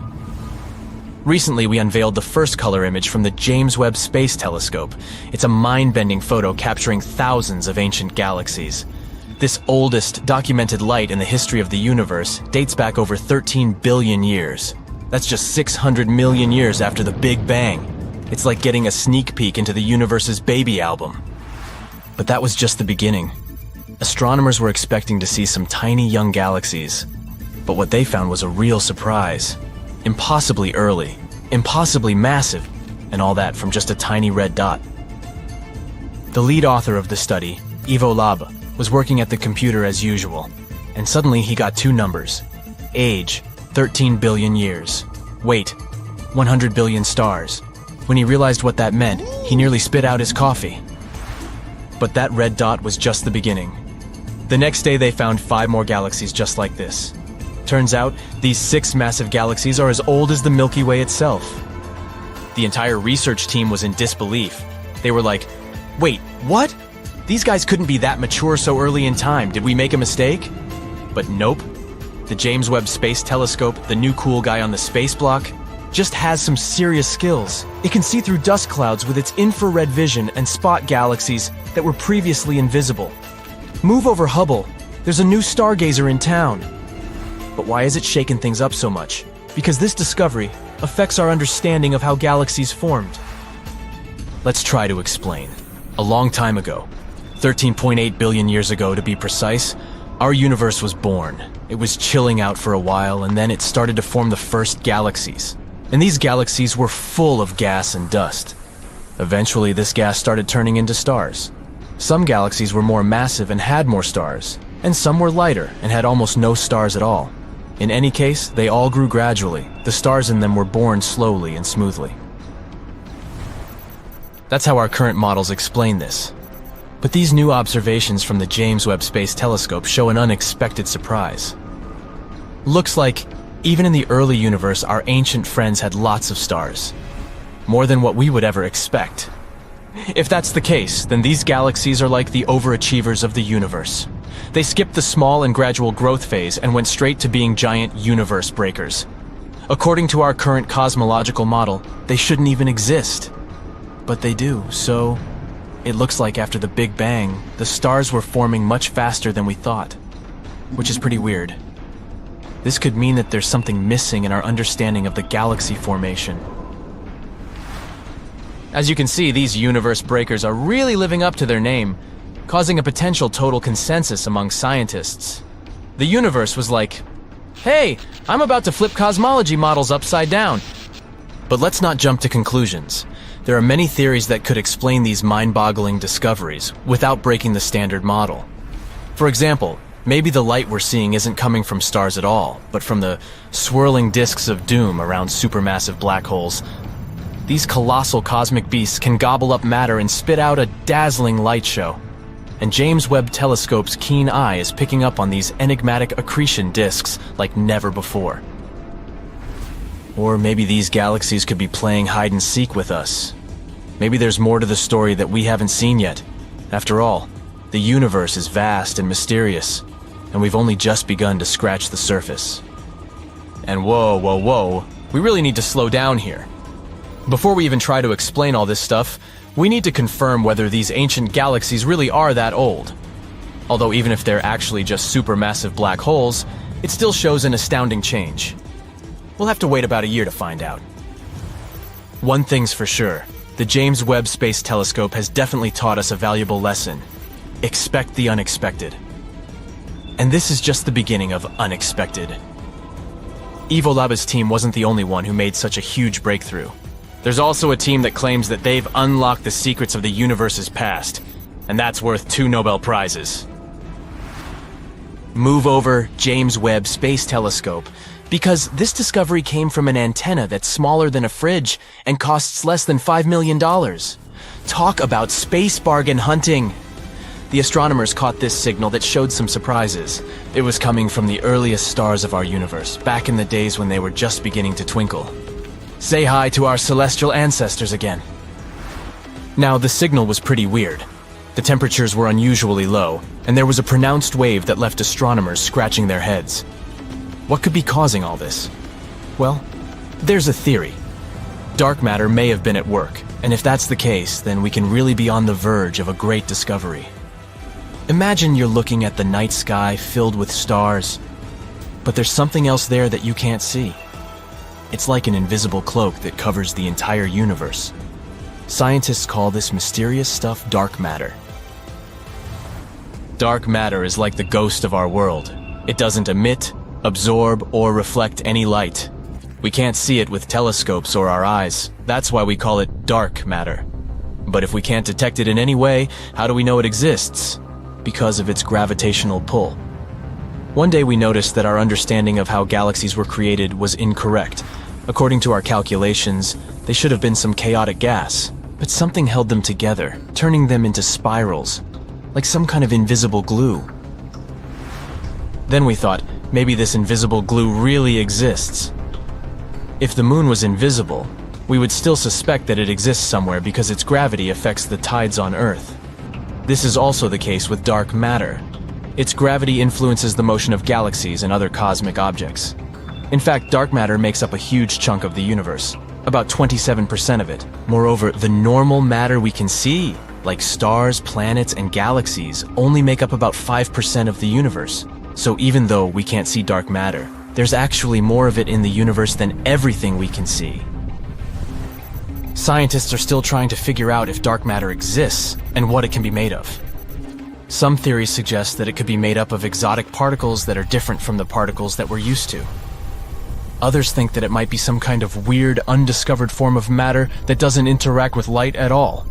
Anyway, it's an intriguing mystery, and if we ever confirm the existence of dark matter, our understanding of our world will change forever. So now you can understand why the excitement in the scientific community is palpable. If this discovery is confirmed, then we will get the first real proof of dark matter.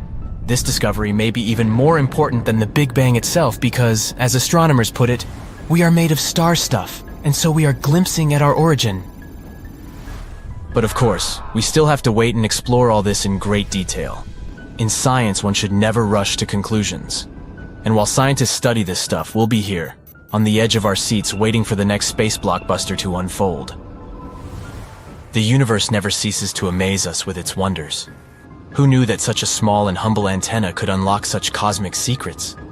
It just goes to show that in the vastness of space, even the tiniest discoveries can have the biggest impact. Keep looking up, and who knows what other cosmic surprises are waiting to be uncovered.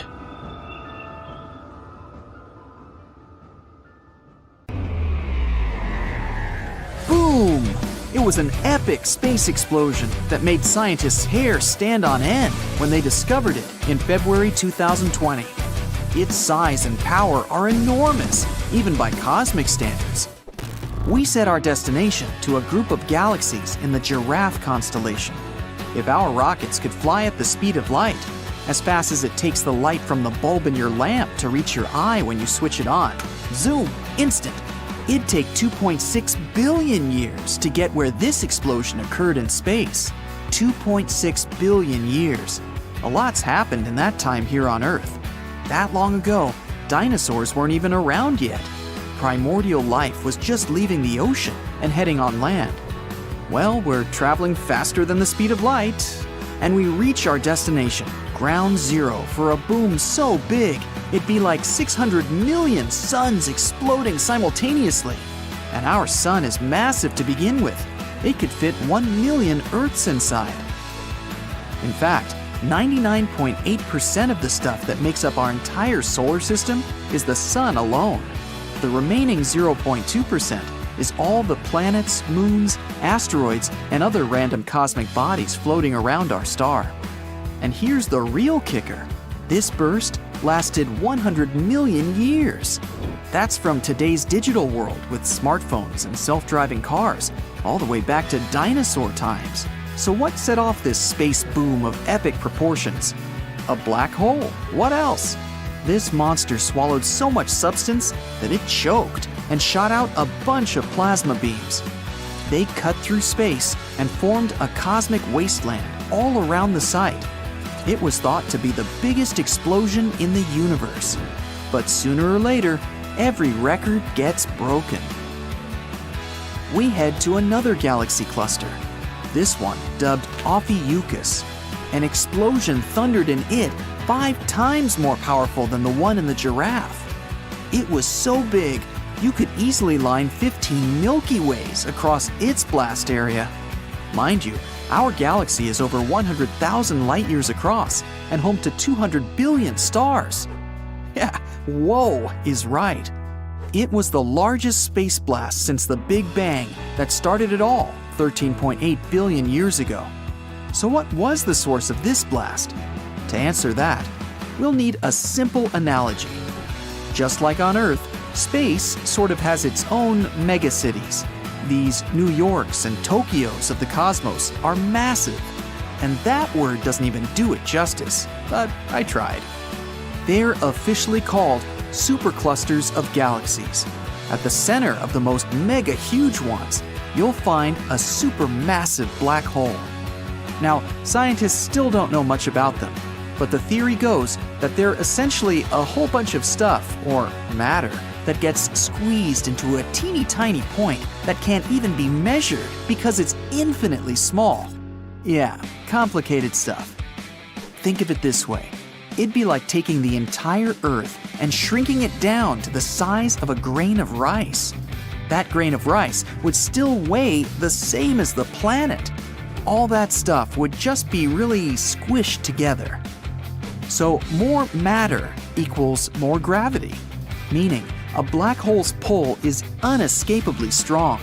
Not even light can get past it, hence the whole black part of its name. Funny thing is, we can't even see them with our eyes. Black holes don't glow or reflect light. They just swallow it up like spaghetti. Ugh, makes me hungry just thinking about it. But back to epic space things that go boom. A supermassive black hole exploded in this Ophiuchus supercluster of galaxies. This monster stopped pulling in everything around it like black holes usually do. Quite the opposite. It started spewing stuff out.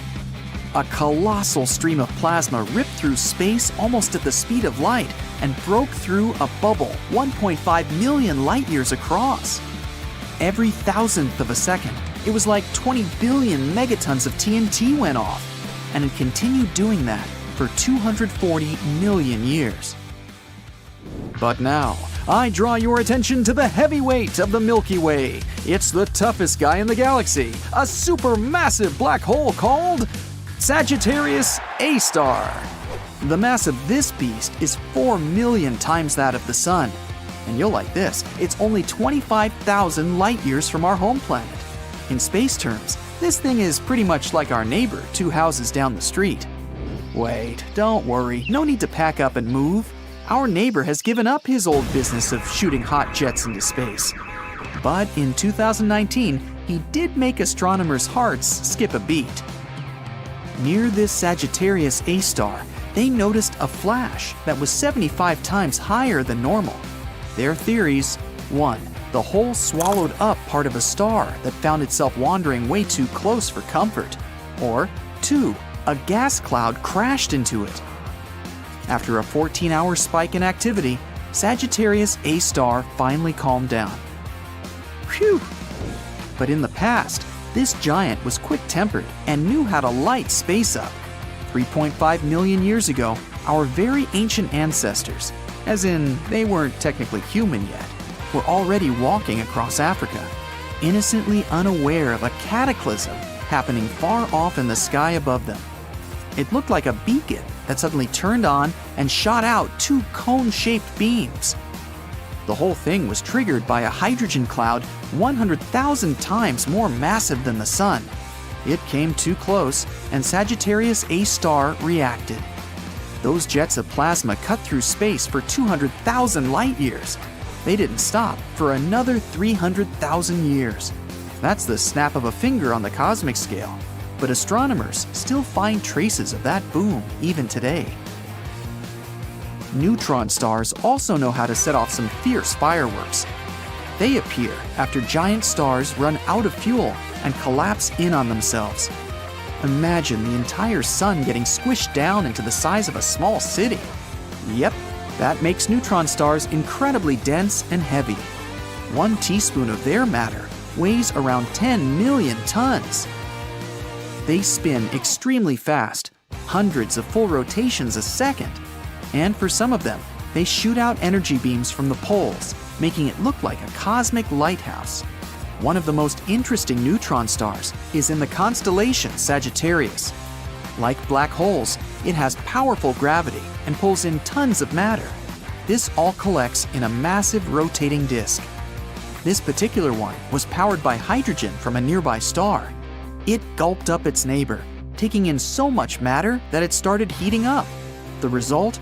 A gigantic fireball launched from its surface. Astronomers witnessed this on August 20th, 2019. They saw a 20-second flash that lit up space. It was the brightest burst NASA has ever seen. The star spent more energy on it than the sun produces in over a week. But of course, nothing beats the biggest boom of them all, the one that brought life to our entire universe, according to the most popular theory. But first, a little backstory. Scientists say only 5% of the universe is stars, planets, asteroids, comets, dust clouds, you, me, your chinchilla, all life, basically all the stuff you can see with your own eyes. So what can the remaining 95% be? The mysterious and dubious sounding dark energy and dark matter. In simple terms, they're like the yin and yang of space. Dark matter makes things attract to each other with gravity. It's the glue of our universe, keeping everything together. Dark energy does the opposite. It makes things repel and grow further apart. So the theory goes. And weirdly enough, dark energy makes things grow further apart the farther they are from each other. Scientists can even see this for themselves. The more distant a galaxy is, the more quickly it's moving away from Earth. But those two forces weren't always around. In fact, about 13.8 billion years ago, there wasn't anything around. Everything was condensed into a teeny tiny dot that's infinitely small. Sound familiar? Yep, this mysterious, forever shrinking point is also in the center of black holes, and it's called a singularity. It's where all our fancy science and math breaks down. It's the most puzzling thing out there.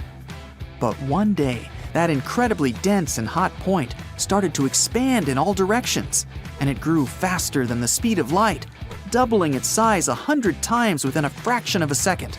If you want the specifics, it was 100th of a billionth of a trillionth of a second. Yeah. The more time passed, the faster and bigger it grew, and it's been expanding since, like blowing up a balloon that never pops. Scientists called this expansion the Big Bang. There's only one star in our solar system, the Sun. And all the planets orbit this star. But there are also systems where a planet orbits 2 suns. For example, Kepler 16b. It's an inhospitable and cold place, made of half rock, half gas.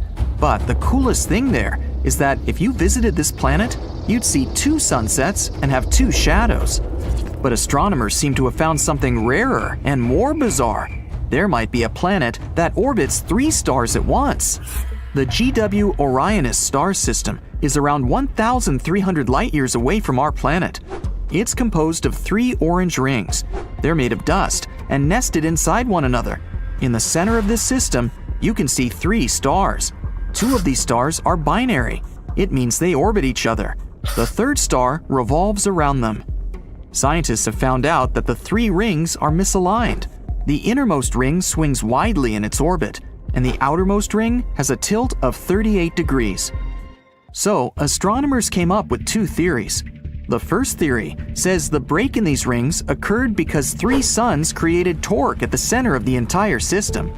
Torque is a gravitational force that always acts toward the center. But sometime later, this theory was written off. There wasn't enough turbulence in these rings for this theory to work. The second theory claimed that this phenomenon could be happening because a planet formed inside one of these rings. A young planet could affect the gravitational balance of the 3-ring system. and be the reason they were spread so far apart. There's a specific gap in the dust cloud. Based on its size, the planet we're talking about must be a large gas giant the size of our Jupiter. All space objects have been formed thanks to gravity pulling matter together. If there's even the slightest rotation at the beginning, the spin rate increases with time, especially when an object starts collapsing. That's why all space objects rotate, including dust particles and even black holes. Black holes lose their mass because of a thing called Hawking radiation. Their event horizons are becoming smaller, but this process is very, very slow. A black hole's event horizon is a point of no return. It's like a boundary that surrounds a black hole, and nothing, including light and radiation, can escape once it crosses this boundary. The average black hole would need billions of times the age of our universe to disappear completely. Our home Milky Way galaxy might also contain a supermassive black hole, but we're in no danger. One of the closest large black holes, V4647 Sagittarii, is most likely 20,000 light-years away. It's safe to observe the effects black holes create from a distance. Problems start when you get too close because of their mind-boggling gravitational force. Galaxies can consume one another, which is one of the ways how they evolve over time. Our closest neighbor is called Andromeda, and it's currently munching on one of its satellite galaxies. In the past, Andromeda ate at least 2 others. Plenty of star clusters are scattered all over this galaxy. Andromeda must have stolen these stars from other galaxies. Scientists have finally managed to identify those stars. They have tracked them back to galaxy mergers that happened billions of years ago. 10 billion years ago, our home galaxy also went through a collision. That's why now its halo isn't like the ones other spiral galaxies have. Scientists first thought it was several small collisions, but then they realized that most of these space objects in the Milky Way came from a single source. It was another galaxy, Enceladus, that the Milky Way collided with. The Milky Way and Andromeda galaxy might collide, but it's unlikely to happen in the next 4.5 billion years.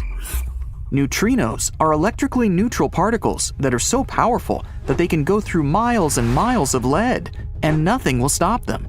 Some of them are passing through your body as you're watching this. Neutrinos get formed both in the nuclear reactions inside alive stars and in the supernova explosions when stars go out. These particles are nearly massless. They need less than 3 seconds to get to the surface of the sun, and then they can reach our planet in only 8 minutes. There's a planet, TOI 1231b, around 90 light-years away from Earth. It's similar to our Neptune. It's a gas giant, but the most interesting thing is that this planet is likely to be rich in atmosphere. The planet is over 3.5 times as large as Earth and a bit warmer than we're used to, 134 degrees Fahrenheit. It orbits a red dwarf star, way smaller than our sun. But this star is also much older. 1 year on the planet is only 24 Earth days long. Even though the planet is close to its parent star, it remains relatively cold.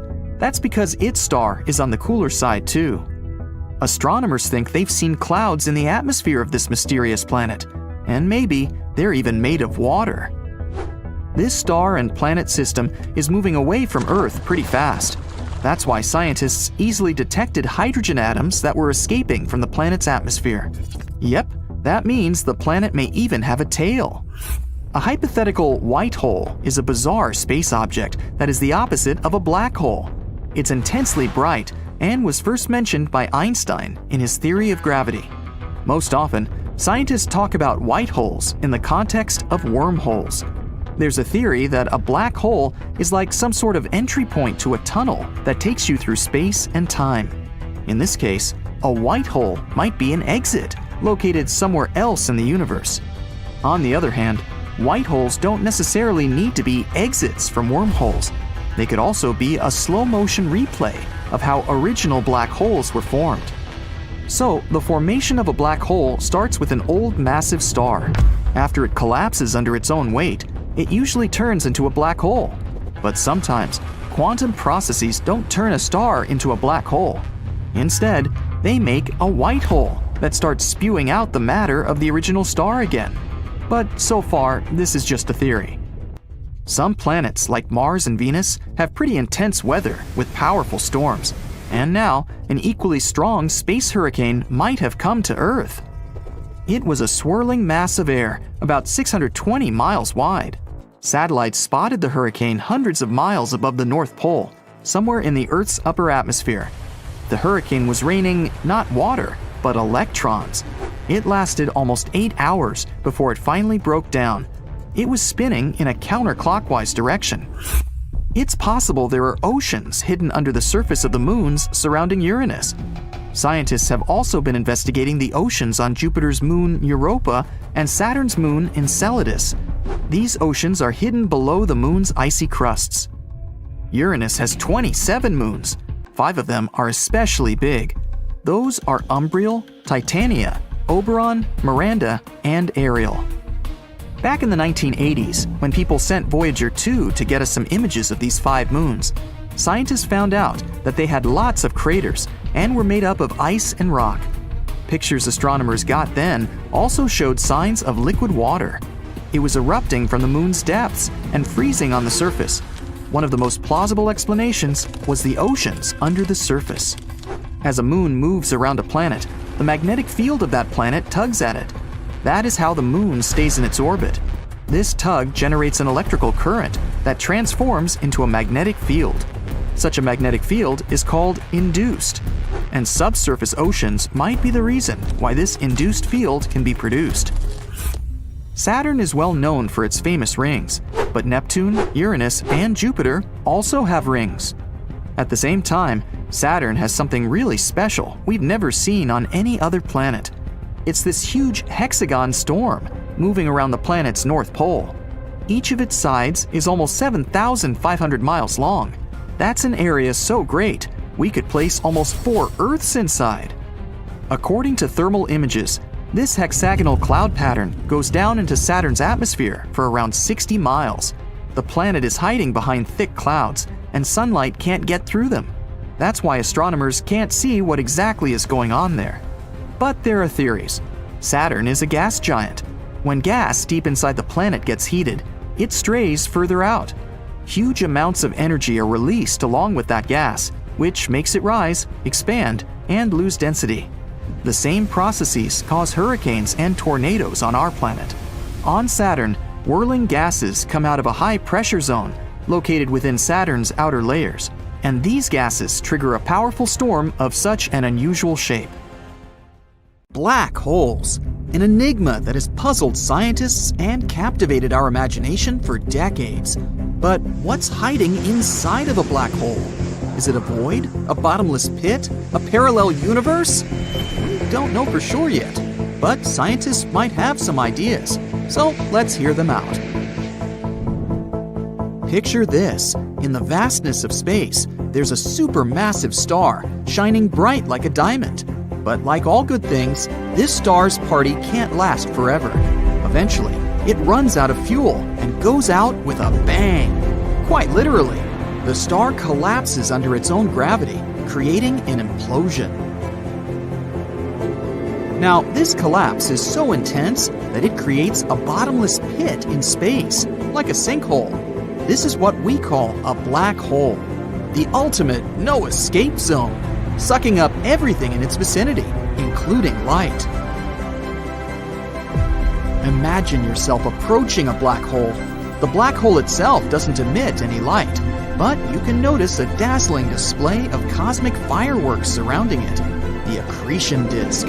It's like a celestial carousel of gas and dust swirling in a mesmerizing dance around the black hole. The incredible gravitational forces pull all this material from their surroundings, creating this celestial furnace. Of course, it's very unlikely that you would have survived in this place. Temperatures here soar to millions of degrees. Also, it's constantly dazzling X-rays and high-energy radiation that can be detected from telescopes on Earth. But let's imagine that you did survive, somehow. As you get closer, you notice a mysterious boundary looming ahead, the event horizon. It's a point of no return, beyond which the laws of physics seem to go haywire. Now you're stuck in a space traffic jam, and no matter how hard you hit the gas, you're going nowhere. Once you cross this threshold, not even light can escape. And now, you inevitably fall into a black hole. What do you see around you? According to the genius physicist Albert Einstein, space and time aren't separate entities, but rather intertwined in a fabric called space-time. It's like a cosmic trampoline that can stretch and bend if you place something heavy on it. And black holes are super heavy, which is why they distort this trampoline in the most extreme way possible. So, when you venture close to a black hole, you're in for a roller coaster ride. The curvature of space-time becomes so intense that it's like a whirlpool pulling everything in, even light itself. Everything around you looks like a space funhouse with distorted colors and rays of light that keep shifting. All this makes you feel like you're doing the moonwalk on a treadmill. Also, the curvature of space-time around a black hole is so extreme that it creates a phenomenon called time dilation. Time near a black hole moves at a different pace than in the rest of the universe. The closer you are to the black hole, the slower time ticks, like a slow motion effect. And the deeper you fall, the weirder things get. The laws of physics seem to break down before your very eyes. But suppose you somehow manage to survive all this madness. Where exactly are you falling? What awaits you on the other side? Is there even an other side? As you venture deeper into the celestial maelstrom, you reach an elusive and mysterious point called the singularity.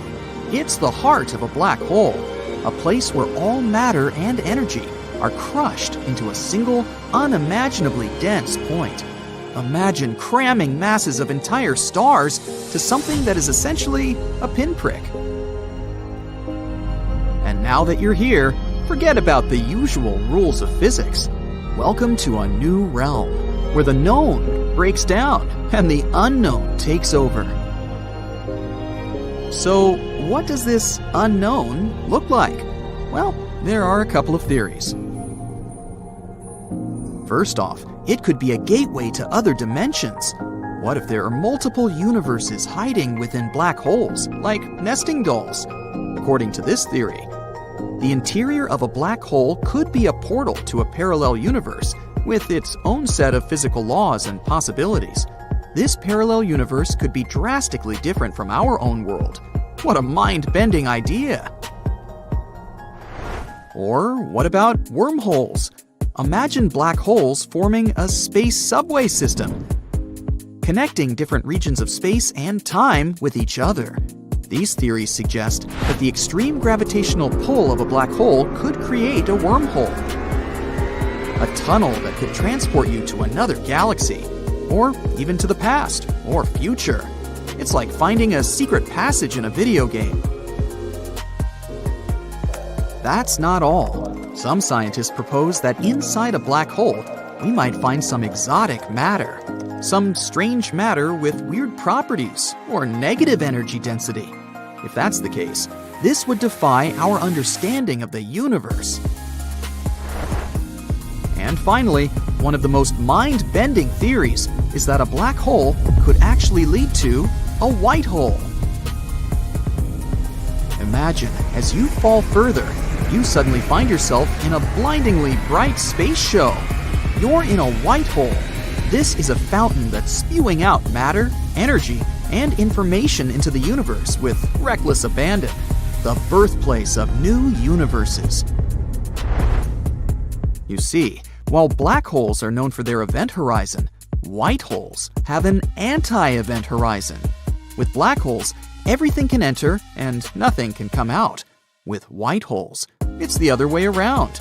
They repel everything. White holes are hypothetical objects. Their existence hasn't yet been proven.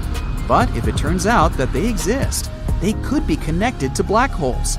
It makes sense. Black holes suck everything in, and white holes should take their matter from somewhere. And all this matter and energy coming out of the white hole could potentially form new universes. Together with black holes, they could form a universal cycle of creation. The end of one universe leads to the birth of another. All these theories are beautiful and fascinating, but here's the catch. There's still no concrete evidence of any of them. Black holes still remain one of the biggest mysteries of our world. Unfortunately, studying these mysterious beasts isn't easy. They're super elusive, and this is one of the biggest challenges for scientists. Black holes don't emit light, so they can't be seen directly. They're essentially invisible to telescopes that rely on light, making them incredibly difficult to observe. That's why scientists have to rely on things like X-ray emissions, the effects of a black hole's gravity on nearby objects, and other clues. They're also very unpredictable. For black holes, physics is like a fun playground. They warp space and time around them, which makes it difficult to predict and understand their behavior. But don't worry, space enthusiasts. The future of research in this field is as promising as ever. We've already made incredible discoveries. For example, in 2019, we captured the first ever direct image of a black hole. This is a central black hole of the galaxy Messier 87. A few years later, we also took a photo of a black hole in the center of our own galaxy, the Milky Way. This one is called Sagittarius A star. All this has opened up new avenues for research. And these aren't the only cool things we've discovered in recent years. Let's take gravitational waves, for example. You know how rocks leave ripples after falling into water? Well, gravitational waves are ripples in the fabric of space-time. They carry clues about the most cataclysmic events in the universe. They've allowed us to listen to the universe, unveiling previously hidden phenomena and events. And all these observations provide us with a new way to study black holes. We constantly make new advancements in technology. The James Webb Space Telescope will provide us with even more detailed observations and insights into the mysteries of black holes. There's still so much we don't know, but that's the beauty of science, the thrill of the unknown, and the curiosity that drives us to explore the mysteries of the universe. So, let's keep peering into the cosmic abyss on the thrilling quest to unlock the secrets of our world. This is our home planet Earth and its satellite, the Moon.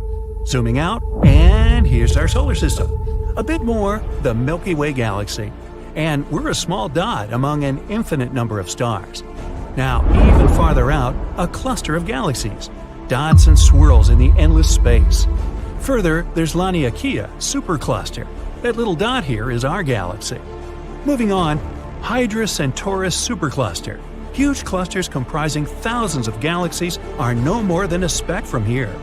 Next, Pavo Indus supercluster. This is an area 200 million light-years wide. We can zoom out until we see the entire observable universe. Each little dot in here actually contains thousands of galaxies and quadrillion stars. Scientists speculate that our universe may look like a bubble, and that bubble might collide with another universe. Yes, other universes could exist. Actually, even a whole infinite number of those. All of them could have appeared after the Big Bang. The collision between them isn't impossible either. At least, it might have happened before. And the proof is here, in the direction of the constellation Eurytinus. This place is called Eurytinus Supervoid. It's about 1 billion light-years wide. By comparison, the width of our entire galaxy is only about 100,000 light-years. There's absolutely nothing in this place, and it may be a trace from an old collision between our universe and another. Scientists think they were passing by each other.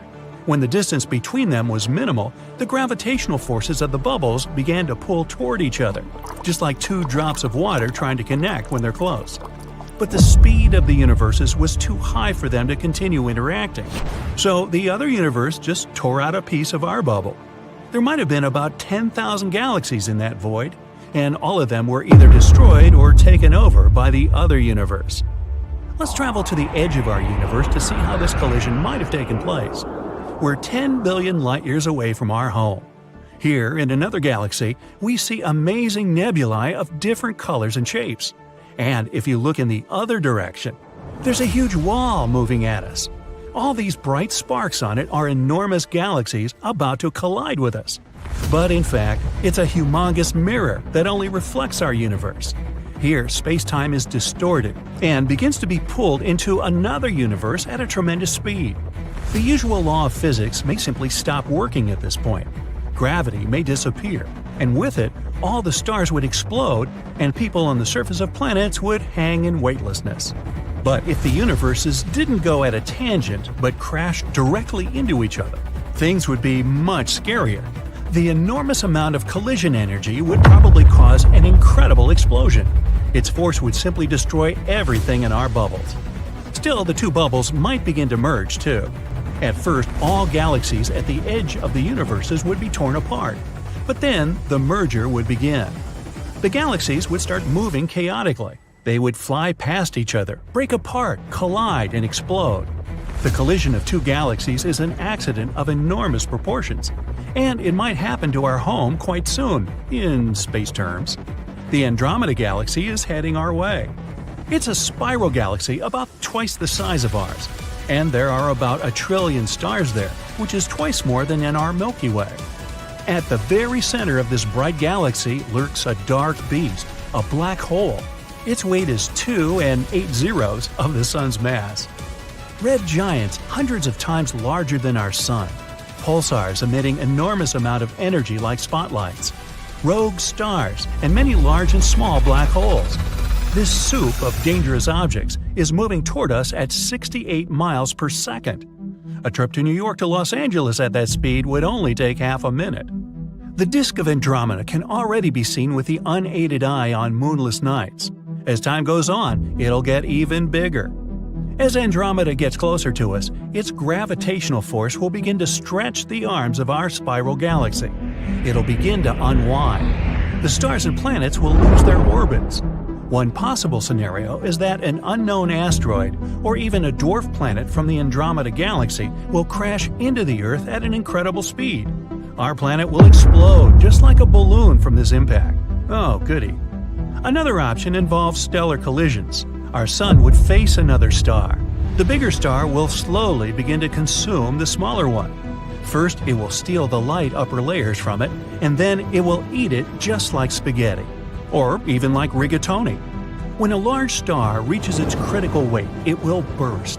This explosion will destroy everything around it, including our solar system. Perhaps the shockwave will even reach other neighboring stars. Yet another scenario is that our solar system will be thrown into dark space. Imagine a tennis ball tied to a rope. You take the rope and spin the ball over your head like a sling. Then you let go of the rope and send the ball flying. This is what will happen to the Sun and all the planets around it. We'll find ourselves in dark and cold space. But life on Earth will not be affected. We'll still have our bright star to keep us warm. The only disadvantage is that all the stars in our night sky will disappear. And the most likely possibility is that the merger of two giant galaxies will have no effect on us at all. The thing is, the distance between stars and planets in space is enormous, so they can all just mix together and form one giant cloud. It would be like shoveling fine sand through a big sieve. The objects won't interact with each other. But the most interesting thing will happen to the black holes in the centers of our galaxies. Right now, there's a dense cluster of stardust and stars around them. As Andromeda and the Milky Way come closer together, they will begin to dance with each other. Gee, will it be the twist or the foxtrot? And when the black holes get close together, they'll begin to swallow all matter around one another. Billions of tons of colored stardust, asteroids, and star particles will fly toward the very center of either black hole. It might seem like this process happens very slowly, but it's an illusion. Super heavy objects like black holes warp the space-time grid, so time is much slower near black holes. And all objects that seemingly stay on the event horizon for weeks or even months are actually long gone. When the black holes finally come together, they merge into one supergiant black hole, but its mass is slightly less than the combined mass of the two dark monsters. Some of their weight is transformed into collision energy. This energy is released so strongly that its waves can be felt in other galaxies. Now, a huge black hole gathers all this dense and hot core of the two galaxies around itself. At some point, the black hole feels full and throws out powerful jets of energy into space. This is called an active galactic nucleus. It's one of the brightest phenomena in the universe and the most powerful source of electromagnetic radiation ever known. These jets may be more than 5,000 light-years long. By comparison, the distance from Earth to the nearest star, Proxima Centauri, is only 4.2 light-years. And the explosion that accompanies the jets has the power of 100 supernova explosions. Wow, blows my mind. The blast wave from this event could even reach the edges of a new galaxy, and this outburst would be visible from millions of light-years away. Now, there are dense clouds of multicolored dust at the center of merged galaxies. The weight of these clouds is so great that they begin to shrink and take on a round shape. Gradually, they become so heavy that they compress the core and nuclear reactions start inside them. The temperature begins to rise and soon, boom, there's a supernova. It's a veritable fireworks show at the center of the galaxies. Stars erupt from the fog and form new hot worlds. At this point, the arms of the two galaxies that were previously pulled out slowly return to their former shape. The super-heavy center of our galaxy has such a gravitational force that it affects stars and nebula hundreds of thousands of light-years away. The galaxy's arms twist again, and we see the new and finished galaxy, the Milkometa, or Milkdrometa. Hey, how about the Milky Meter way? Blah blah blah. Well, that's hard to say.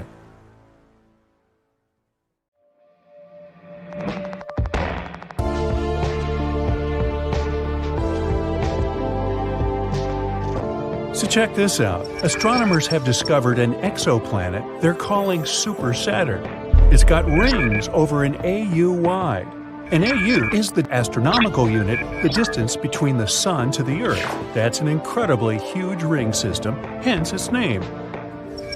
Super Saturn is being called Mamajek's object after the astronomer who led the team to whom we owe the discovery.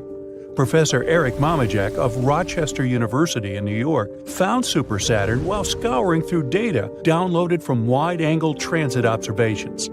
WASP is the acronym for Wide Angle Search for Exoplanets. It's an ingenious project developed in the year 2000 by astronomers at Queen's University in Belfast, Northern Ireland, and St Andrews University in Scotland. Using 4 telescopes, the CCD video cameras on the scopes record the slight dimming of starlight caused by objects passing in front of stars. This is called the transit method of exoplanet detection. So, for example, the planet Venus transits across our view of the Sun every couple hundred years. A black dot, the silhouette of Venus, is visible, crossing in front of the Sun as Venus passes between our line of sight and the Sun. This tiny eclipse causes the amount of sunlight coming to Earth to be reduced by a minuscule amount, also known as teeny tiny. The same is true for all the stars in the Milky Way that have planets going around them. Exoplanetary transits in front of stars must be in direct line of sight with Earth for the starlight to be dim. Such transits do not occur very often. That's why thousands of stars must be looked at simultaneously for as long of a duration as possible, between 4 and 8 hours a night. WASP was created to stare continuously at as wide of a range of stars as possible. Maybe one of them would show an exoplanet transit. That translates into a lot of data being produced, about 40 gigabytes per viewing session.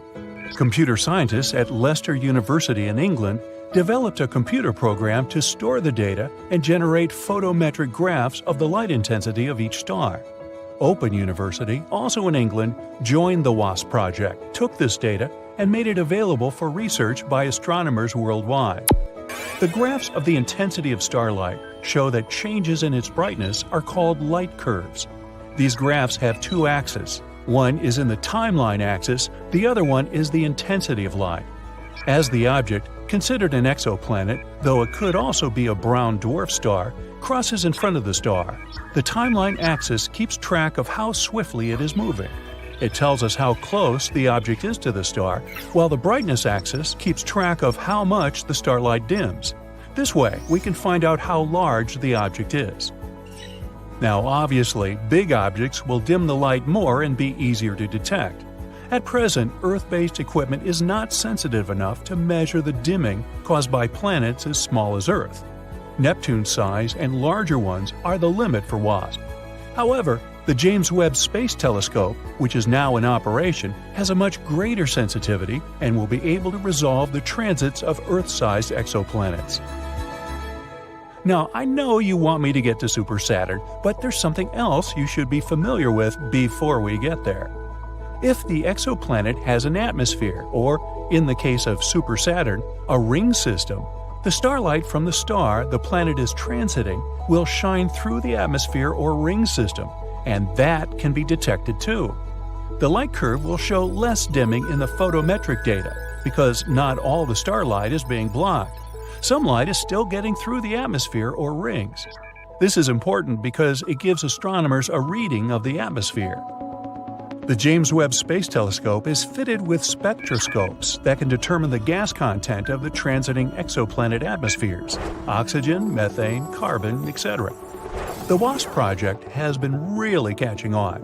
There's a Super WASP project now consisting of WASP North and a WASP South. One looks at the sky above the northern hemisphere, the other looks at the sky above the southern hemisphere. There's also a Next Generation Transit Survey, NGTS, based on the WASP project. It's automated, so astronomers don't have to stay up all night sipping coffee, but they can if they want to. Located at the European Southern Observatory in the Atacama Desert in Chile, the NGTS scans millions of stars and has discovered over 100 exoplanets, down to a size as small as 3 times the size of Earth. NGTS has started a Planet Hunters Club on social media. Citizen scientists can search the online database of light curves and perhaps discover your very own exoplanet. What had been a strictly British effort started by 1 or 2 astronomers is now a worldwide phenomenon. With the ability to read the spectroscopic signatures of atmospheric gases during exoplanet transits, a new idea emerged: technosignatures. That is, specifically identifying gases in exoplanet atmospheres that are produced by civilizations. The James Webb Space Telescope can do this. Gases from pollution, such as chlorofluorocarbons (CFCs), can be seen spectroscopically if present. Tritium from fusion reactions, if they have them, can also be detected, along with heat patterns from cities on the planet's surfaces. Technosignatures is a recent concept that originated after the WASP project started. Who knows what it will turn up? Now, let's get back to Super Saturn. The star that Super Saturn orbits is J1407, a small, dim, sun-like pre-main sequence star of the 13th magnitude. Huh? Well, the human eye can only see stars to about the 6th magnitude, and each magnitude is 2.5 times dimmer than the previous one. So, it's not an exceptional star, just another telescopic star out there in the Scorpius Centaur region of the night sky. J1407 is a young star that hasn't yet settled into its stable, long-duration phase. This is important because Super Saturn, officially J1407b, is showing signs of having a ring system in an early stage of development. Super Saturn's light curve was tucked away in the mountain of data from the Super WASP project.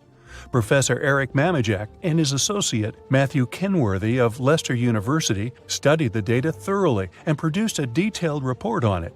Knowledge depends on good data.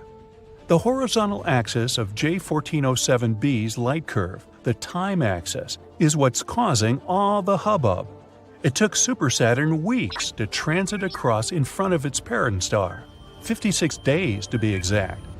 Planetary ring systems that we are familiar with in our solar system orbit right around the equators of the gas giant planets and are very thin, from only a few meters thick down to a few centimeters. In a telescope, Saturn's rings will seem to disappear when the planet is at 0 inclination toward Earth. Saturn must be inclined at an angle in relation to Earth to see Saturn's beautiful ring system. It's something everyone should make a point of seeing: Saturn in a telescope. If Super Saturn's rings block most of the light from J1407 for 56 days, it means that the planet had to be orbiting at a steep inclination to its star. If it were at zero inclination, we wouldn't see the rings blocking any light. Therefore, the orbital time could be determined, 10 years minimum to 200 years if the orbit is highly elliptical. The superplanet itself is calculated to be 24 times the mass of Jupiter, which means that if it is gaseous, it could be a brown dwarf star. Super Saturn appears to have a Mars-sized object orbiting around it, because there is a huge gap in the rings that was most probably cleared out by a large object. The Cassini division in the rings of Saturn is where the moon Mimas has cleared out a path through Saturn's rings. The light curve of Super Saturn has only been observed once. All the exoplanet detection systems are keeping an eye out for it to come back around J1407. No one knows when that will occur. Some astronomers have suggested that J1407b is a brown dwarf star system in itself, merely passing in front of, but not connected to, star J1407. An orbital reappearance of Super Saturn would disprove that conjecture. The center region of Super Saturn blocked out all the light from its primary star. This is what indicates that the ring system is new and in an early developmental phase. Over time, the very dense ring mass close to the planet is expected to thin as all this matter gets absorbed into the planet or ejected into space. This is what has happened with our solar system's gas giant planets. The Mamajek object is a shocker. Never before or since has a light curve been detected like Super Saturn's. Super Saturn has added a new chapter to our understanding of the formation of ring systems. So, here's to you, Super Saturn. Hope to see you again soon. At breakneck speed, this mysterious object is zipping through our galaxy. It's moving at a staggering 1 million miles per hour. That's so fast it might potentially escape the Milky Way altogether. While scientists are trying to understand exactly what this space weirdo is, we're going into space to learn more about it. The object is currently moving at a distance of 400 light-years away from Earth. Let's have a closer look and try to figure out if it could be a runaway probe. Nah, it's way too large for that. The object is around 30,000 times the mass of Earth and 8% of the mass of the Sun. What a giant! Such a size places it in a category that Dr. Darren Baskill, an astronomy lecturer at the University of Sussex, describes as somewhere between a star and a planet. Stars moving at such extreme speeds are super rare. Only 1 or 2 out of every 1,000 local stars travel so incredibly fast. So, if one day you found a star moving as rapidly as our cosmic enigma, you'd see it leave our home Milky Way galaxy in just a few tens of millions of years. In terms of space and cosmic distances, it's a blink of an eye period of time.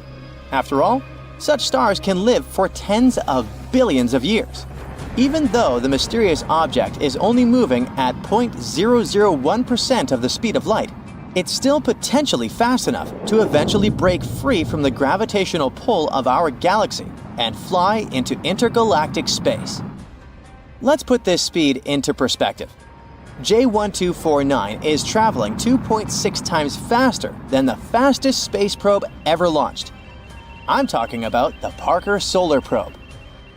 The Parker probe reached this speed in June 2024 while looping around the Sun. J1249 was discovered by citizen scientists volunteering for NASA's Backyard Worlds Planet 9 project. These volunteers sift through online images taken by NASA's Wide Field Infrared Explorer and NEOWISE missions. They're looking for anything interesting. 3 of those volunteers spotted a faint, fast-moving object as it moved across WISE images. When they realized what they were looking at, they were incredibly excited, but thought someone had already reported the space object. But surprisingly, that wasn't the case. At the moment, most scientists believe that CWISE J1249 could either be a low-mass star or a brown dwarf. That's a type of star that is larger than a planet but too small to support nuclear fusion in its core, like our Sun does. In other words, such stars don't have enough mass, and their cores can't burn their star fuel, radiating starlight. That's why brown dwarfs, often referred to as failed stars, are smaller and cooler than the Sun. They even have complex planet-like atmospheres, which have clouds and molecules. For example, H2O. Anyway, to confirm or disprove this theory, astronomers continued to observe the object with the help of ground-based telescopes. Soon, they found out that the object had an unusual composition, with much less iron and other metals, compared to typical stars or brown dwarfs. It allowed NASA to claim the unthinkable. J1249 could be one of the oldest stars ever found in our galaxy. Okay, that's certainly a game changer, but why is this potential star moving so fast? The research team has a few theories.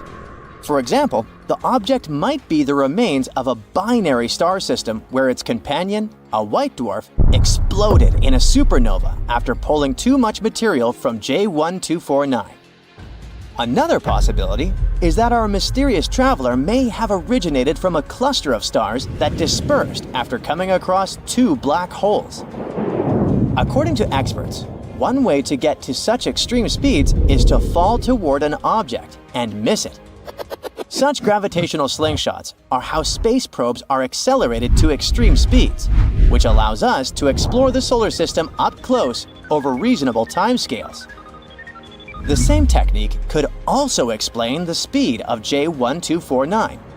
The star could have been born in the crowded center of our galaxy. Then it might have fallen toward a star, missed, and in the process was accelerated to extreme speeds.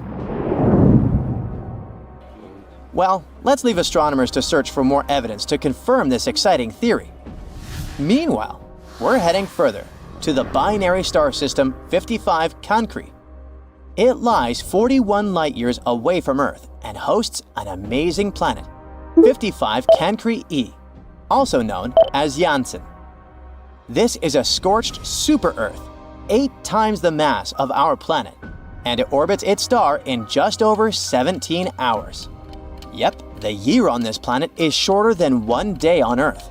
Plus, it's 25 times closer to its star than Mercury is to our Sun. No wonder the planet's surface reaches blistering temperatures of 4,350 degrees Fahrenheit. That's hot enough to melt nearly any known metal. Back in 2010, a study found out that the host star of 55 Cancri E had an unusually high carbon-to-oxygen ratio. If this ratio was also true for the planet, it would mean that 55 Cancri E might have huge quantities of carbon. And the coolest thing? It would be in the form of diamonds. It'd make this space body a literal diamond planet. Sadly, some follow-up studies discovered that the carbon-to-oxygen ratio on the planet was less extreme than originally thought. It makes the idea of a diamond-encrusted world less feasible. On the bright side, planets don't always have to match the composition of their host stars exactly. If some other process topped up the carbon on 55 Cancri E, it could still be the most precious planet known in the universe. Definitely worth a visit. But let's leave the diamond planet behind and fly to Vega, which holds a special place as one of the brightest and most important stars in the sky. The brightest of other stars is measured against the brightness of Vega on a special magnitude scale, where Vega's magnitude is 0. A star with a magnitude of 1 is 2.5 times dimmer than Vega, and a star with a magnitude of -1 is 2.5 times brighter. Vega is also a pole star, although not at the moment. Right now, Earth's axis points toward Polaris, the North Star, but Earth's axial tilt draws a circle over 26,000 years, and Vega will again be the pole star in about 12,000 years. Just you wait. But the coolest thing about Vega, which sets it aside from other stars, is that it's not shaped like a perfect sphere. Unlike the Sun, which rotates slowly and is almost spherical, Vega spins very fast, completing one rotation in just 12.5 hours. And it causes it to bulge at the equator, taking on an egg-shaped appearance. And now, get ready for the most dangerous encounter of them all. But first, I must warn you. Even though space is unimaginably vast, it's populated extremely sparsely. The universe's average density is equivalent to 6 protons in 35 cubic feet. But some areas, known as voids or supervoids, contain even less matter. These regions are enormous and can span 30 to 300 million light-years, and there's almost nothing there. There are also places in the universe where time and space are distorted in ways that challenge our human comprehension, like binary black hole systems, where two massive black holes dance around each other before eventually merging. As they spiral closer, they release immense gravitational waves that ripple across space-time. The first detection of such waves was made by the Laser Interferometer Gravitational Wave Observatory in 2015, when it recorded the final collision of a black hole pair. In the final 20 milliseconds before the merger, the black holes released more gravitational energy than the total energy emitted by all the stars in the observable universe during the same period. But that's not all the universe has to offer. Once you start exploring, you can come across exoplanets like Corot 7b, where rock clouds form and send pebbles raining from the skies, or Kelt 9b, the hottest known planet with surface temperatures reaching 7,800 degrees Fahrenheit, or Tres 2b, the darkest planet ever discovered. It absorbs over 99% of the light it receives, making it blacker than coal. So, as you can see, in the vast, almost incomprehensible scale of the cosmos, mysterious, fast-moving objects, strange planets, and immense voids serve as a reminder of how much we have yet to learn about the universe.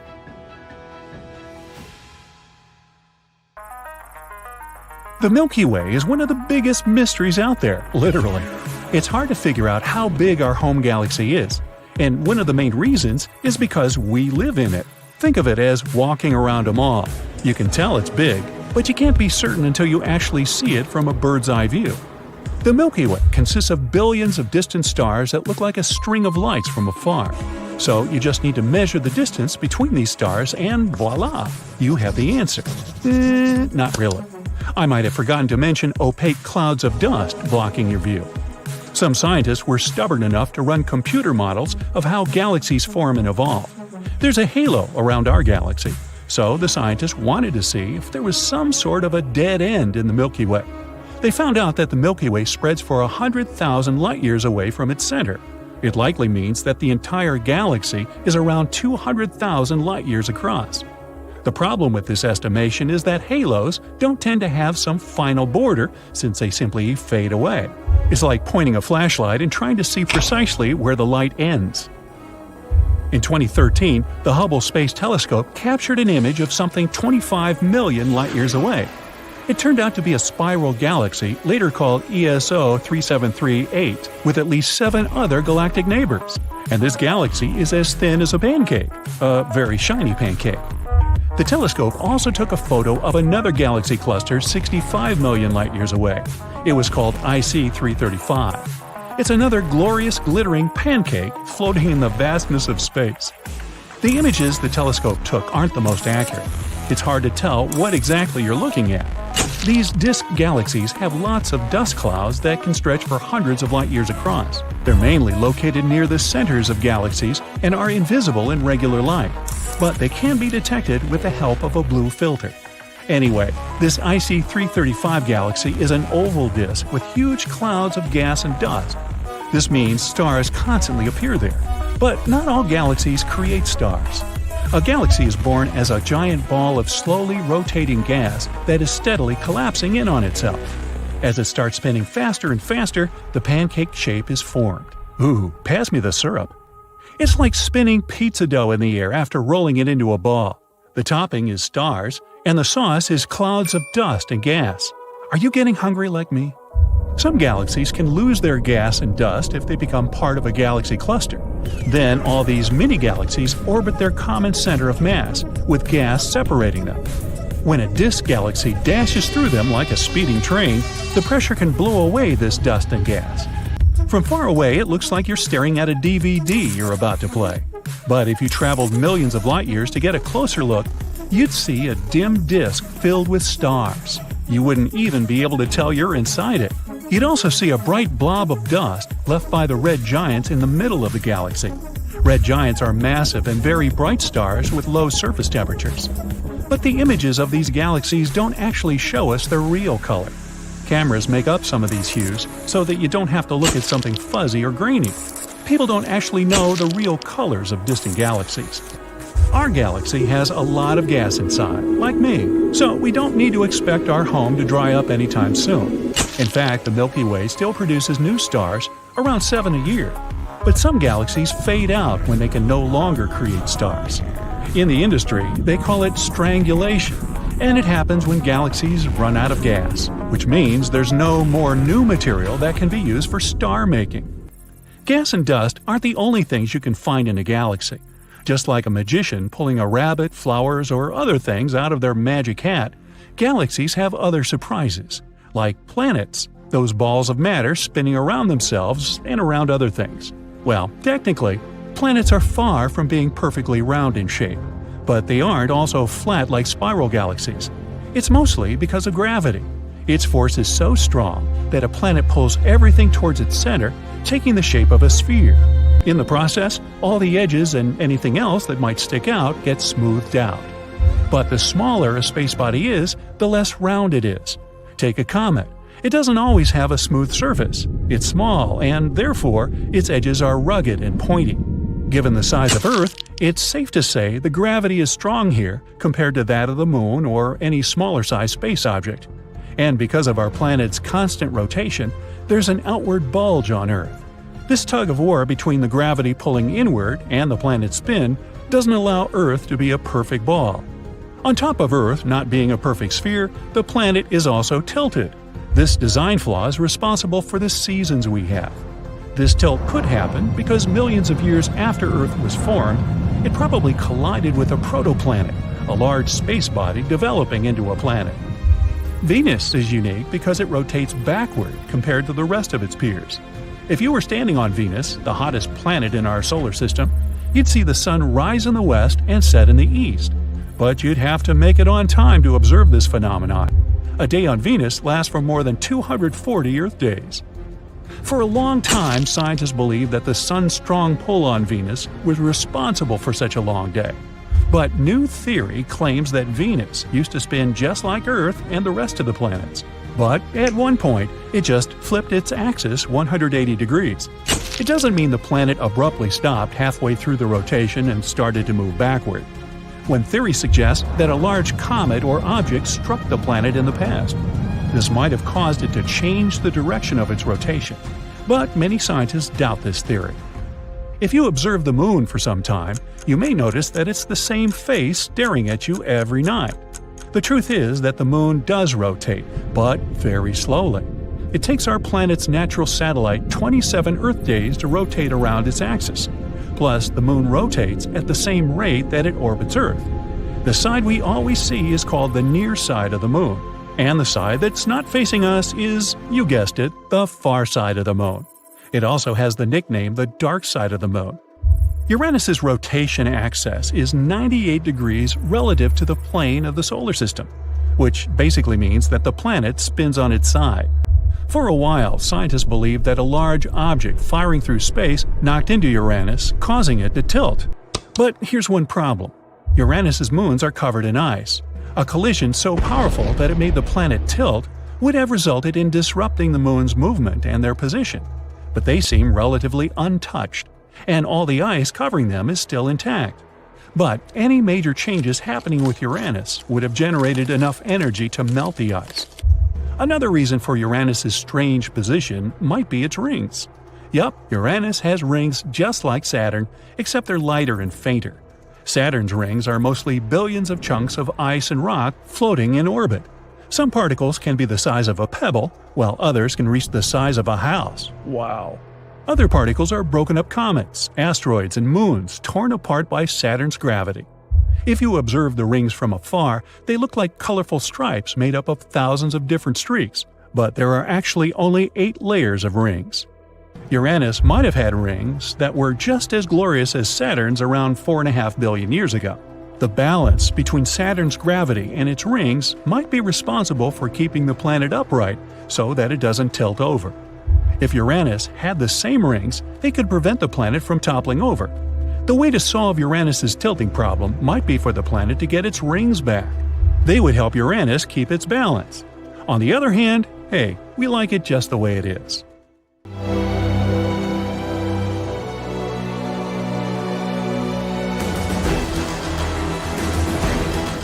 Dozens of spacecraft and hundreds of probes take off from Earth and head for our planet's twin sister, Venus. It's about the same size as the Earth and has around 80% of our planet's mass. The temperatures here are too high for humans, and it doesn't have the air we're used to breathing.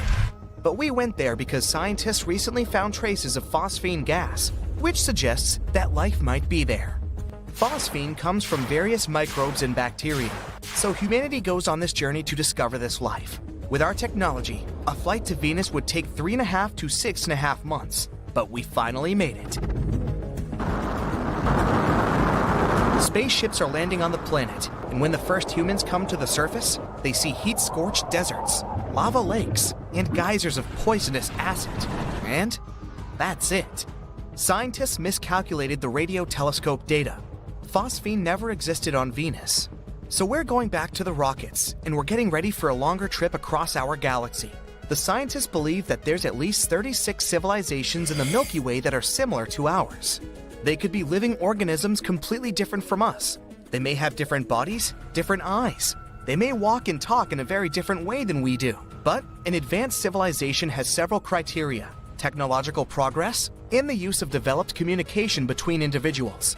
So, these civilizations must explore space, build cities, and be able to communicate with each other as independent species. Let's look at our galaxy and find these civilized worlds. So, the Milky Way is a spiral of 100,000 light years from side to side.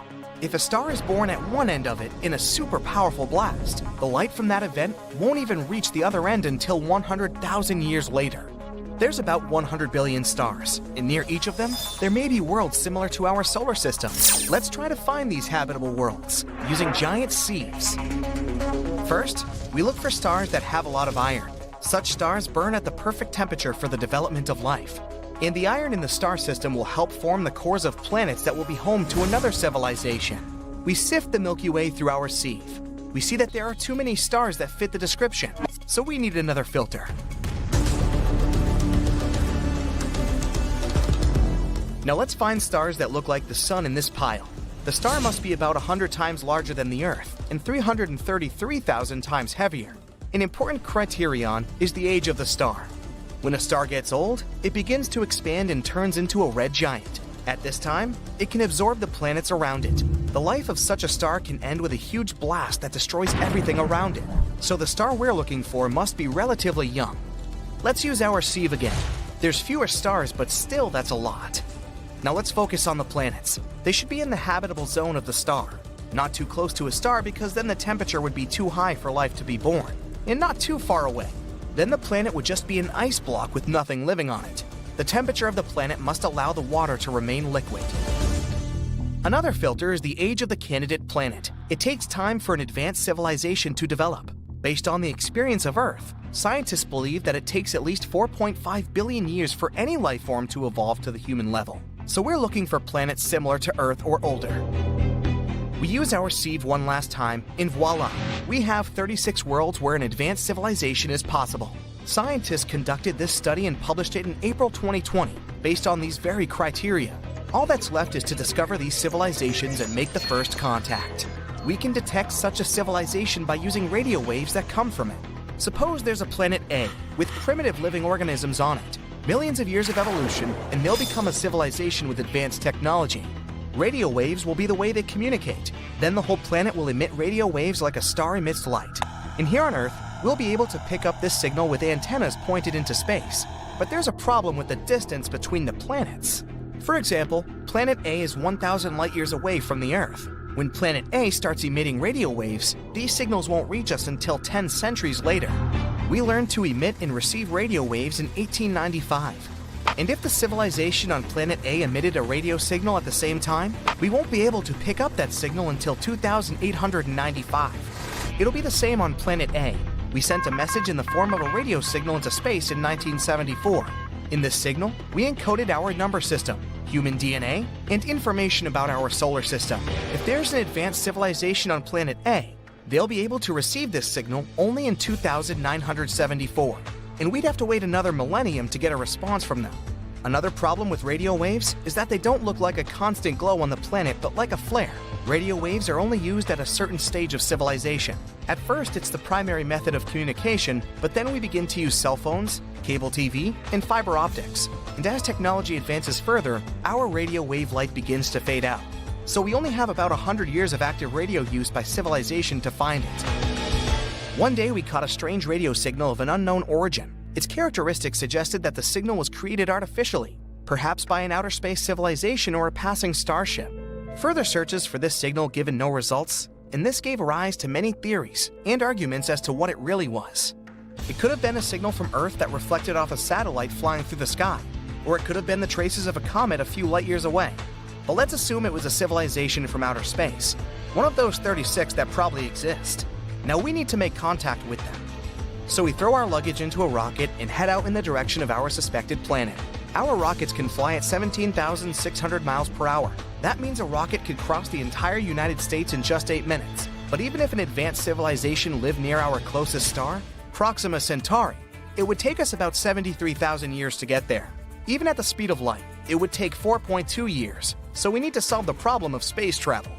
Our scientists plan to reach about a quarter of the speed of light with a laser. A powerful laser beam from Earth will push a microscopic probe in the right direction. This probe could reach our destination in about 17 years. And in another 4 years, when the signal from it reaches Earth, we'll know if there's an advanced civilization. Another possibility for faster-than-light travel is the warp bubble spacecraft. The spacecraft would have to compress space in front of it and stretch it behind its tail. Then we'll be able to reach any point in the universe in literally a few seconds. But such travel remains a fantasy for us. Perhaps we can get to different corners of the universe through wormholes. They're shortcuts similar to tunnels, but there's one problem. These wormholes might be inside black holes. They're the most mysterious objects in the universe. They're so heavy that even light can't escape their trap. Our spaceships wouldn't stand the tension either.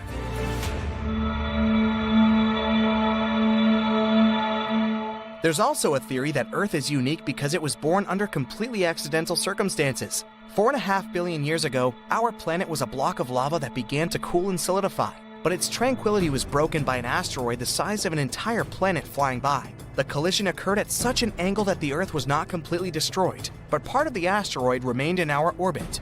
A heavy rock near our planet stabilized Earth's rotation, and the gravitational interaction with the giant debris caused our core to heat up. In addition, the asteroid brought a lot of water to Earth. Such a collision is extremely unlikely. It's like winning the lottery, many times in a row. But so far, we have no reason to believe life in outer space exists. Just as we have no reason to believe that there's no advanced civilizations in the universe, except